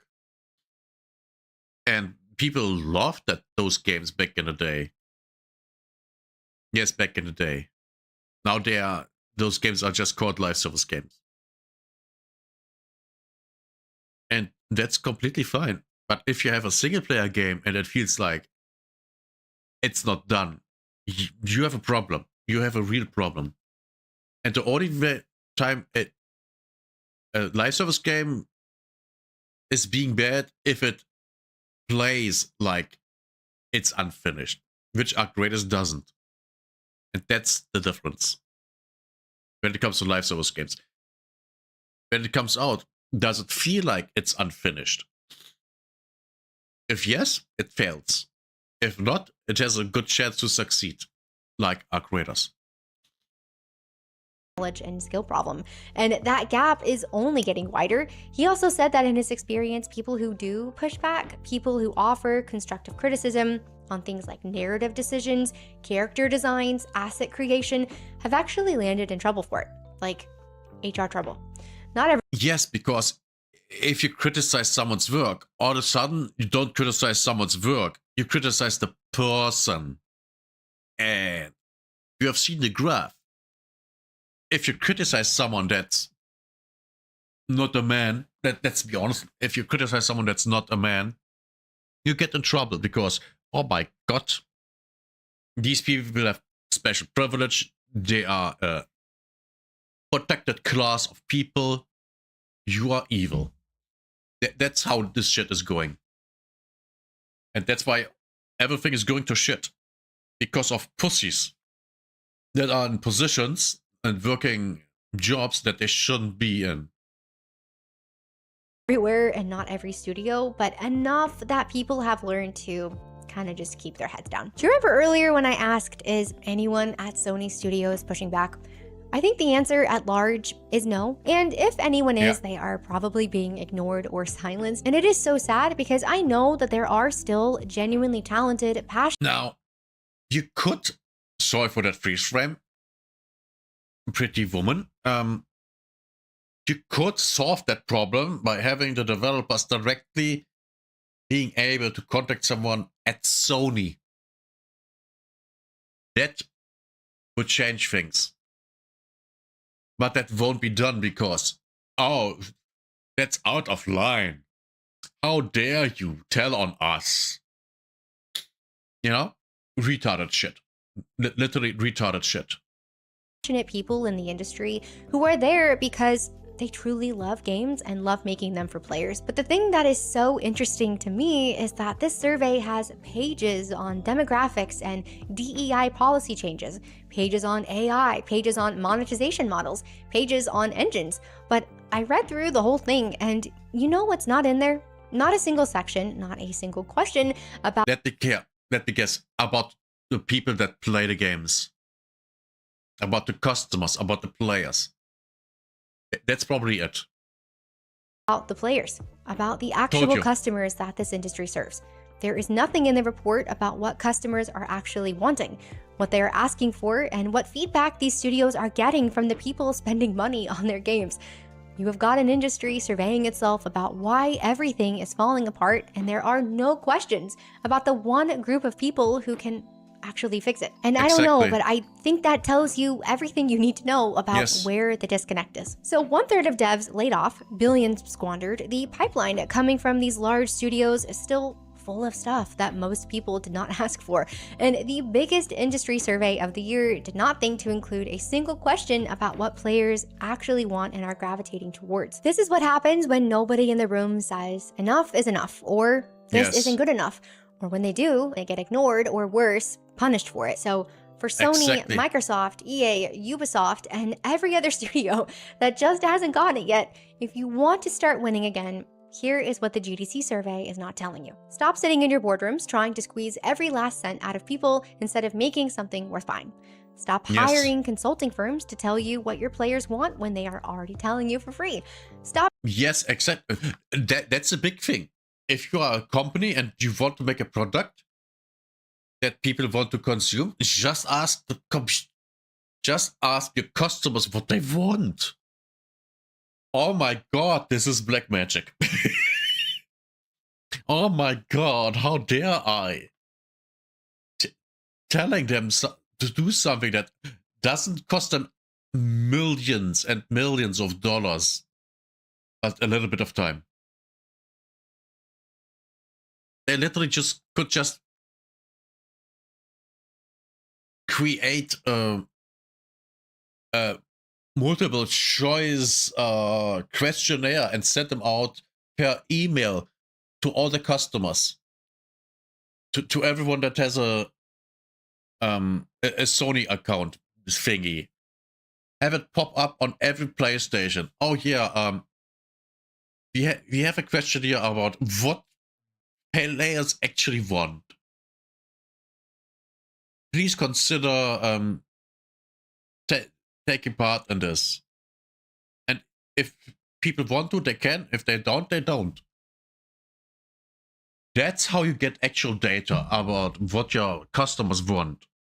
Not by spending 50 mil on a consultant company that doesn't give a fuck. They will just make some shit up and tell you. That doesn't even need to be true, because you pay them anyways. If that's the thing. A consultant company doesn't need to tell you the actual truth, what's needed to be done. It's just enough to tell you something, especially when it comes to, oh, what do the customers want? What should our next games be? They can just make shit up. They can just make shit up and tell you. They are getting paid anyways, no matter if what they are saying is accurate or not. You just pay them anyways. So why would they actually put in any work? Chasing ESG scores and HR diversity checkboxes while your games launch broken and your studios close. Stop blaming gamers for not wanting what you made, and stop punishing the devs who actually care about the craft for decisions that executives made over lunch. Start listening to the people buying your games and start making games for the people who actually play them. Do actual market research on your target audience, because we want to be excited, and we have proven over and over and over again that we will show up for you, but we want to be respected as customers, and we are done subsidizing your bad decisions. The proof is sitting right in front of you. And the thing is, it's not just us subsidizing bad games by buying good games. It's also that everyone in the fucking country subsidizes shit with tax money. Remember, Concord got money from the government to be made. They got $400 million from the government to make that game. And then they got apparently, another 400 million from Sony or something like that. So the taxpayer paid for fucking Concord. Always remember that there's a massive fraud going on when it comes to governments giving money to gaming companies for developing games. Arc Raiders, Silksong, Clay Obscure, Space Marine 2, Elden Ring Night Rain, Split Fiction, Dispatch, all successful, all made by people who knew exactly who they were making them for and actually liked them. The audience has never been the problem here. And speaking of people who are actually finally getting it, Overwatch randomly hit my social media for the first time in years this week. Okay, nice. Why? Because they kind of admitted that the sequel was a mistake and are doing their biggest content push in forever to try and make up for it. Wait. That's the biggest content push they... What? I didn't know that. Are you really telling me that this is the biggest thing they did in forever? Really? Why are people putting up with this game aside of hot characters? Why are they allowing Blizzard to treat them like that? Oh my god. 5 new heroes, Hello Kitty costumes for the characters, and this is how I found out that they brought back loot boxes. I am almost tempted to hop on just to check out that new Mercy Mythic. Oh yeah, this looks hot. And yes, Mercy is one of my favorite characters in a game. Not that I play the game. And isn't it funny how that works? Competition is always a good thing. Now, I am not a Blizzard fan, but it is interesting to see how Marvel Rivals just walked in. Hamana. Yeah, she's super hot. I mean, she is hot too, but she's super hot. Gave people what they wanted and did not overthink it, and now Blizzard is scrambling to catch up to them. It's almost like the market works and you eventually Yes, of course it works. And then even just looking at other upcoming releases, Crimson Desert, Tides of Annihilation, RE9, Reanimal, Phantom Blade Zero, the new Divinity game. To be fair, this looks all cool. All of these things look cool. Wait, do they all come from Asia? I think they all come from Asia, right? Yeah. If I remember correctly, everything here comes from Asia. The excitement is so genuine for these games. No one has to convince you. Journalists aren't writing exposés on why you should care, and embarrassingly, some of them are actually trying to do the opposite. But for yes, because these games journalists are the same kind of activists that work in the Western game studios that make all these bad games. That's why. For these games, there is just real organic hype because the audience can clearly see that they are hopefully going to be good, or at least that the devs are genuinely trying. Now, Yeah. I will say, even though we just talked about some major misses from the West, there are still some big ones coming up here. Witcher 4, Wolverine, Yeah, The Witcher 4, we will see. Grand Theft Auto 6, I have zero interest in the game. None.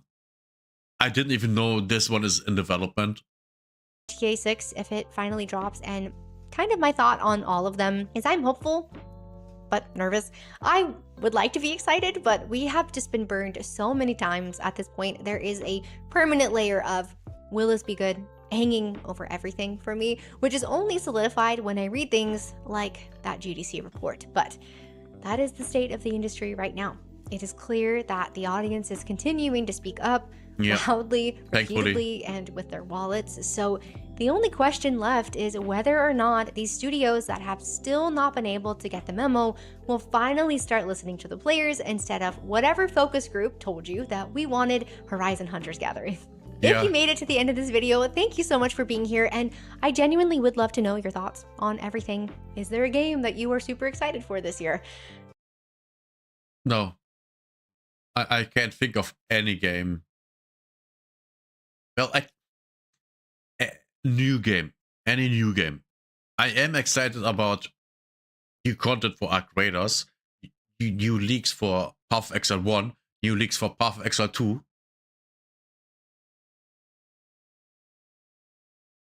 And that's it. That's literally it.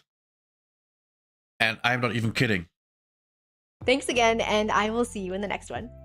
Bye-bye. Yeah, good video. Very, very good video. Thank you. And now I can watch Alana's video about it.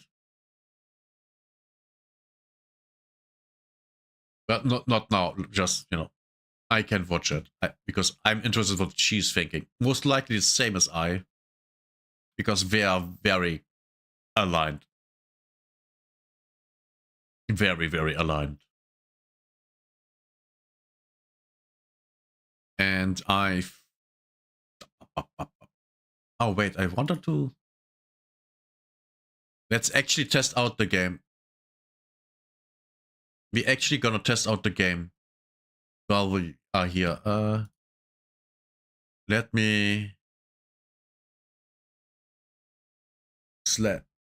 Sledding game. I have to change categories in. Why was I put into Diablo 4 category on Kick?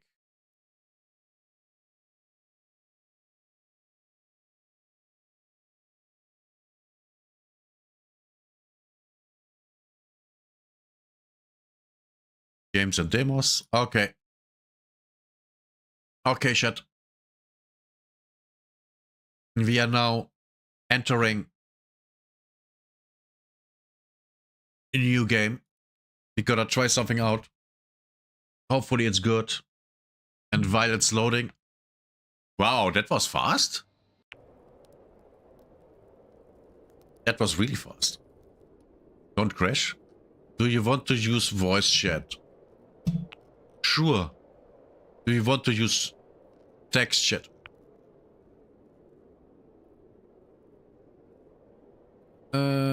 Sure. Host beitreten. Oh, it's all in German. Okay. Einstellungen.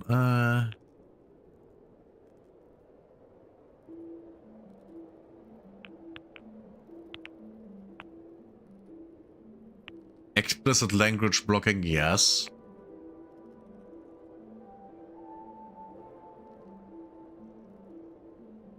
Performance, VSync off, of course. FPS cap.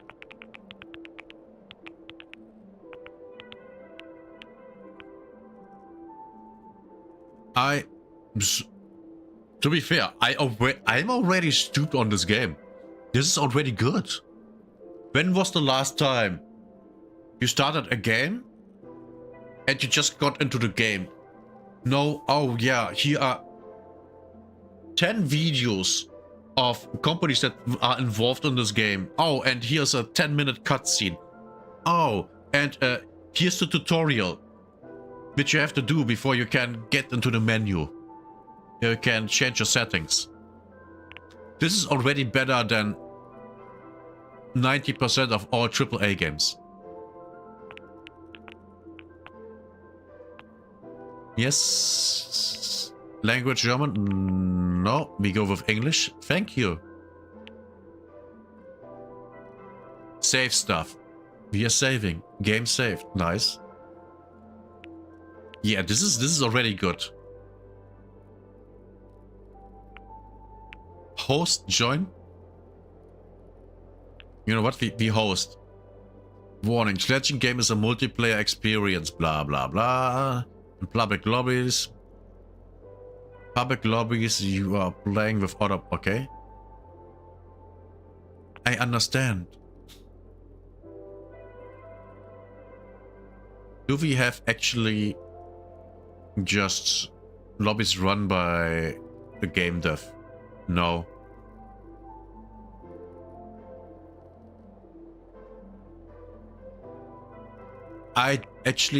Let's host something. The friend with the best computer and internet should host. Do you have good internet? Yes. I understand.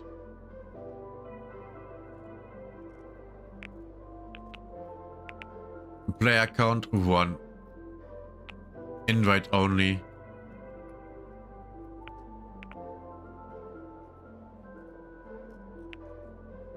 Okay, we are now having our own server. Oh no, oh no. Oh no. That's bad. Control. Change keybinds. Can I... Mouse? Calibrate. Controller default.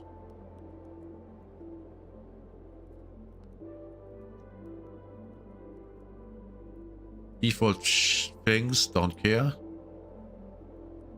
Oh no. Oh no. I can't play this game. Shit. Miss.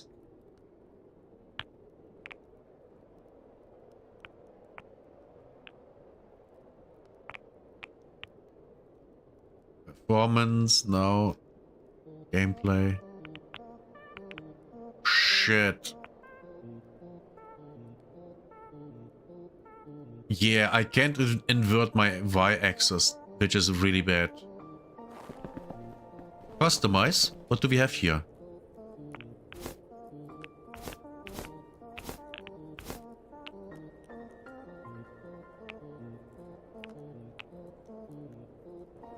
Oh yeah, I'm a bear. I'm 100% a bear. With a cap. Nice.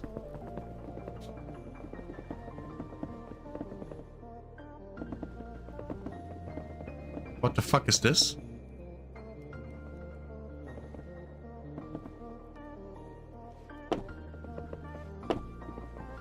The sound is nice. What the fuck is this?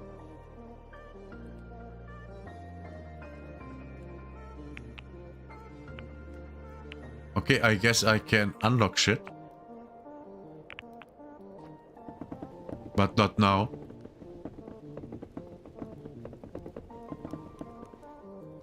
Nice. Yeah, the game runs extremely well. I guess I have nothing I can buy. Okay, then let's go and... Oh. Dartboards. There are dartboards. I'm green.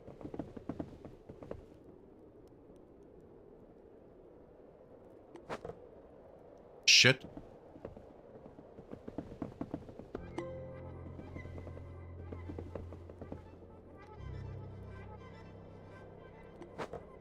Nice. You're doing well, chat.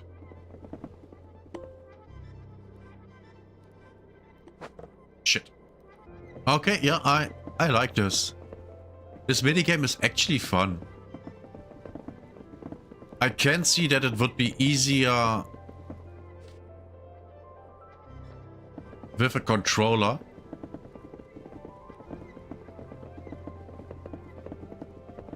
Okay, let's actually go out and do something.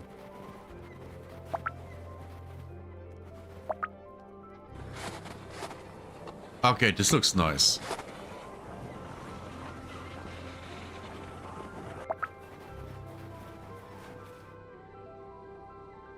Oh yeah. Okay. I know this is, you know, a child's game, but it runs very well. Aesthetically, this is nice. I mean, the game is... The graphics are very, very simple. But they are coherent.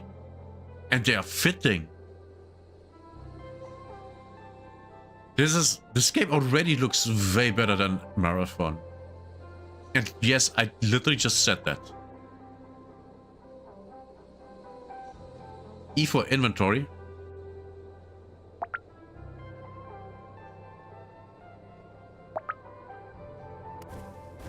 And we fell off. Great. Wait, what?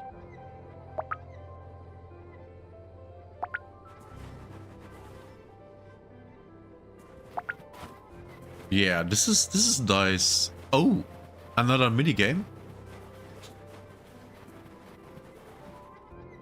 Yeah, look at this. This looks nice. This looks really nice. And the voice chat is voice activate. Okay. What's this? Cannon of Absolute Peril.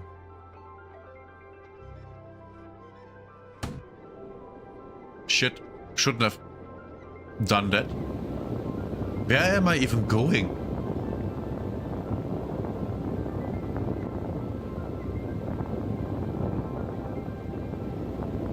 Shit. I've made a mistake. I'm out of the map, I think.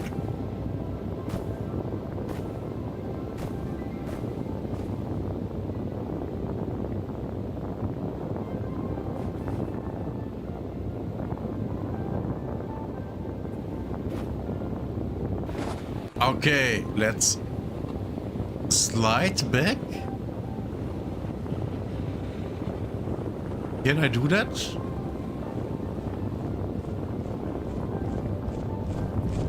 What the f...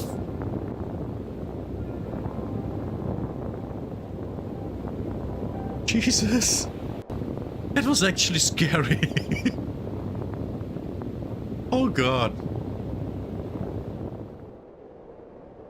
So I just got kicked back.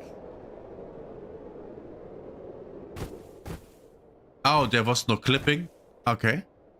That's something.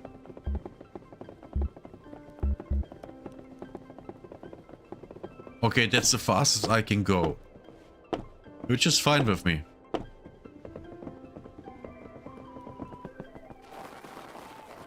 Yes, so far I am kind of impressed by the game. It's nice. Let's actually go over here. I wanna go up there. Is it not moving?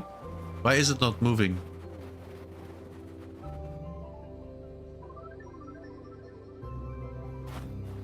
Why are you not moving? Why is this an extra? This is unfair. I want to go up there. Maybe it has to be activated somehow. But yeah, this is nice. This is a nice game.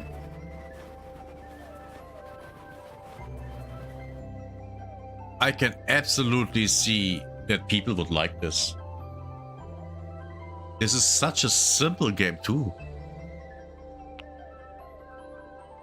It's really, really nice. Sorry. That came too quick to mute myself. Oh, Jesus.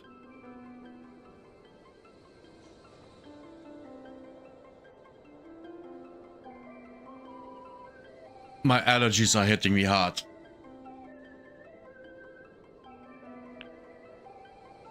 Let me get that shit up. Okay. Yeah, this is nice.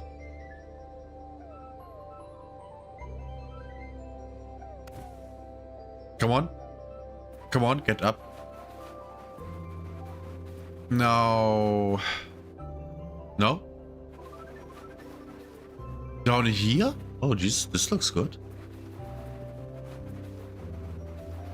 Wait, is there more? I always want to sprint, but I can't. Wait, what is this?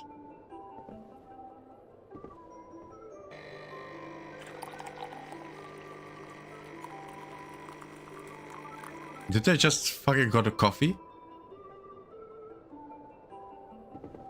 Now what?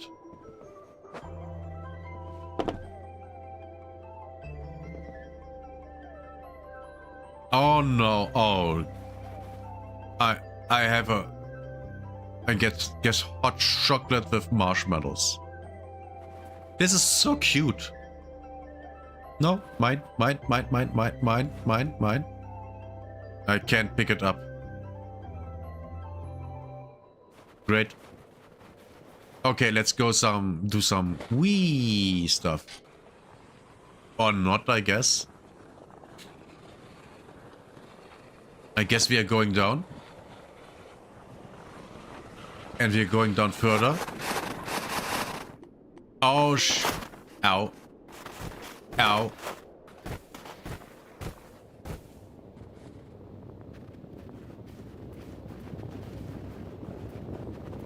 So, this is the border, I guess. Restricted area. Yeah, we can't see shit here. Now everything is nice. Yeah, I can totally see why people would like to play this game. Especially children. Because this is fucking fun.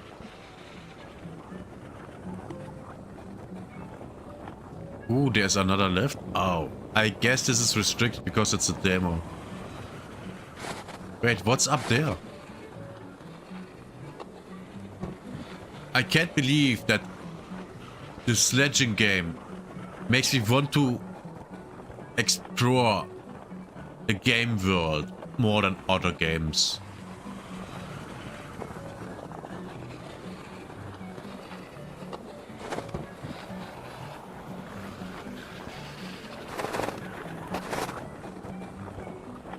Yeah, this is nice. This is a nice game.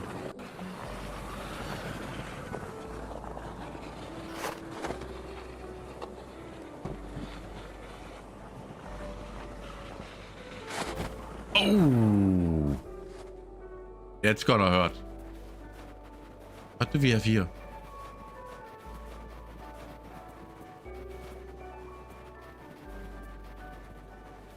Now I think graphically this can be better. I bet you can kick it off if you fast enough and come at it while being on a sledge. I bet.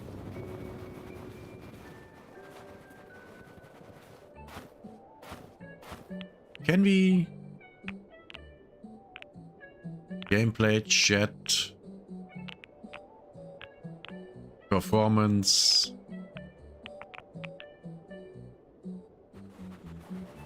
I would like to have it...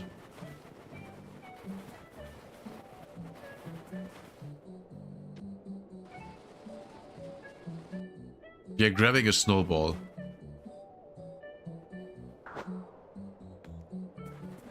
Yeah, I can totally see by... Oh yeah, yeah, this game is so cute. Snowball fight arena, work in progress. So you can literally have snowball fights with points, I guess. That's cute. That's neat. That's actually nice. And let me guess.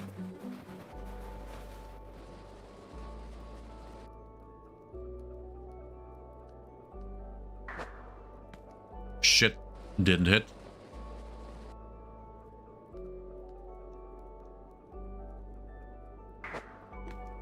He hit 21 points. 21 points. Yeah, this is nice. I can't believe that I actually like this.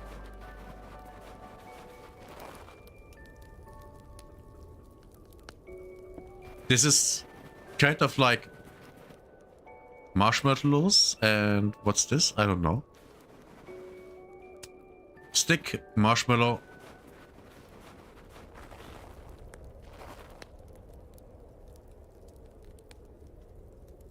Oh my god. Do you see this shit? We are camping.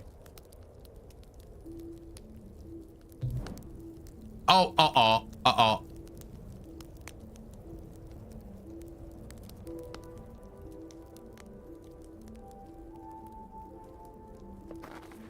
This is nice. This is literally a tiny... This is a tiny game with not a lot of mechanics, but it's executed so well, I would say. Ooh, there's another one.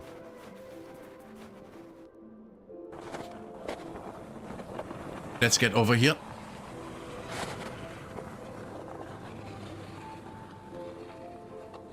How do I get off? This way, okay. We go up there. I want to see what's up there. Yeah. So I would I buy this game for my children? Yes. If I had children, I would buy that game for them. Because I think this is cute. I think this is a cute game for kids to hang out and have fun in. I do believe that.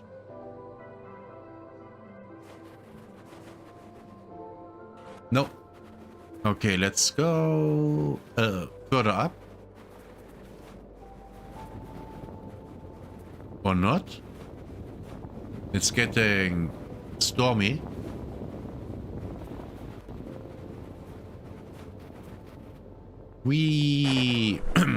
That's, by the way, the same sound I make when I slide down hills.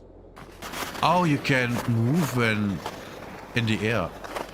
It's the same sound I make when I slide down hills and Arc Raiders. I go wee.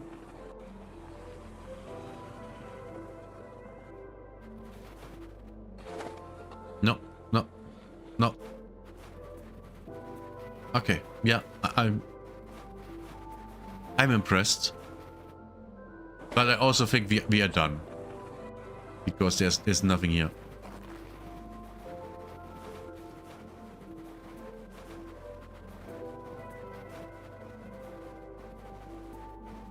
Yeah, being all alone here You know? There's not a lot to do. But yeah, I actually think this is really good.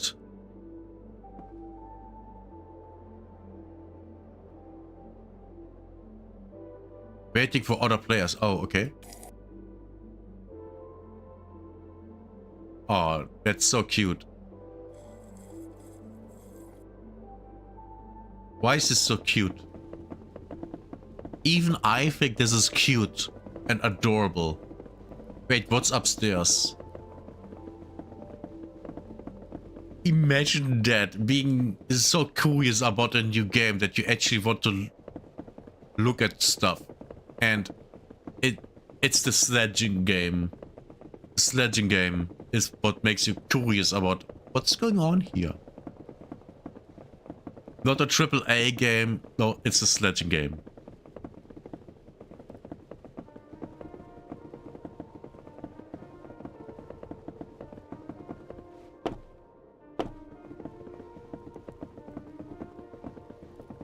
Okay. While I'm sitting here, what are my thoughts? I think this game is good. It's actually good. I mean, graphically, I don't know what engine this is. I would guess it's Unity. If not, then not. I don't care. It looks good for what it is. It runs extremely well. And I think this is really good for what it's supposed to be. A game for people to hang out and have fun with. It's a cozy hanging out with your friends and do some shit. It's literally what this game is about. And I think it's perfect for that. The game developer literally made the game with a purpose. And the game succeeds in doing it so. This is great. Now, will I play this game again? No. No. Because I'm busy with other shit. I'm busy with other shit.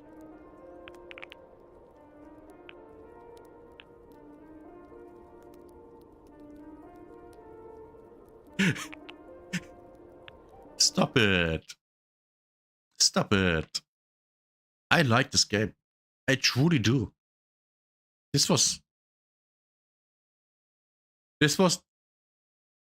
actually a fun little adventure. I mean, it wasn't anything big and special, but it was fun. It was actually fun. 23 minutes and I enjoyed the entire time. Which is more than I can say about other games that I tried and I hated. Are there any of them here? No.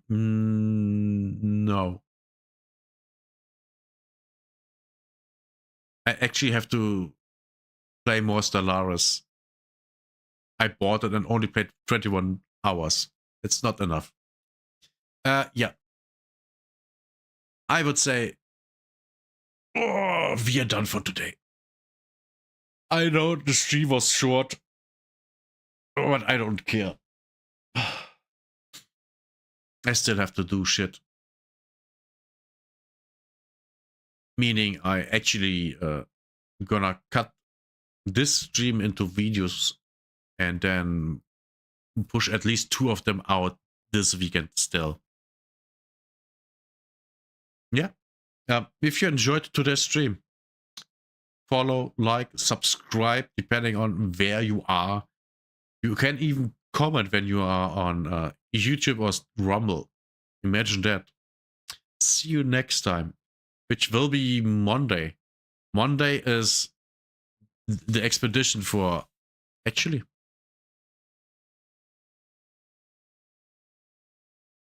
Let me...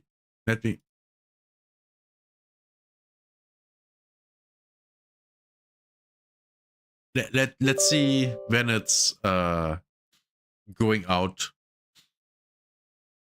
Should be on Monday, unless I have You know, I'm bad at math and shit like that. But should be Monday. It should be Monday. Come on, load. Load faster. Please, game. And I hate Unreal Engine. But then again, Arc Raiders is actually a good example for what to do with Unreal Engine.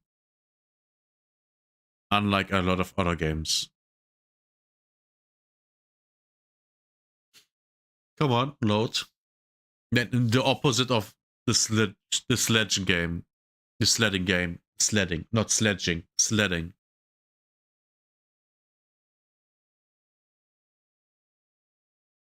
Come on.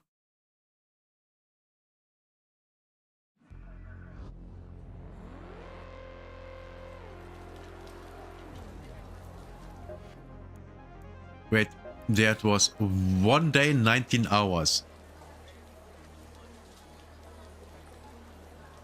So 24 hours from now. That will be Sunday 2 p.m. and then 19 hours. So about 10 my time. 10 a.m. my time. Okay. Yeah, okay. I'd be a lot more into stargazing if it'd get me some solid, verifiable data. Sure. Everything about Project Heartwood seems so... Come on. I already done everything but this. Okay. Getting one snitcher should be easy.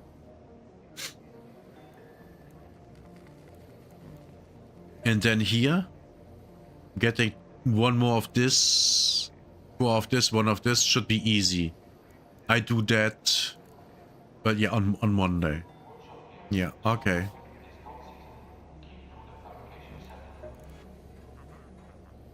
Both things don't have time on it. Okay.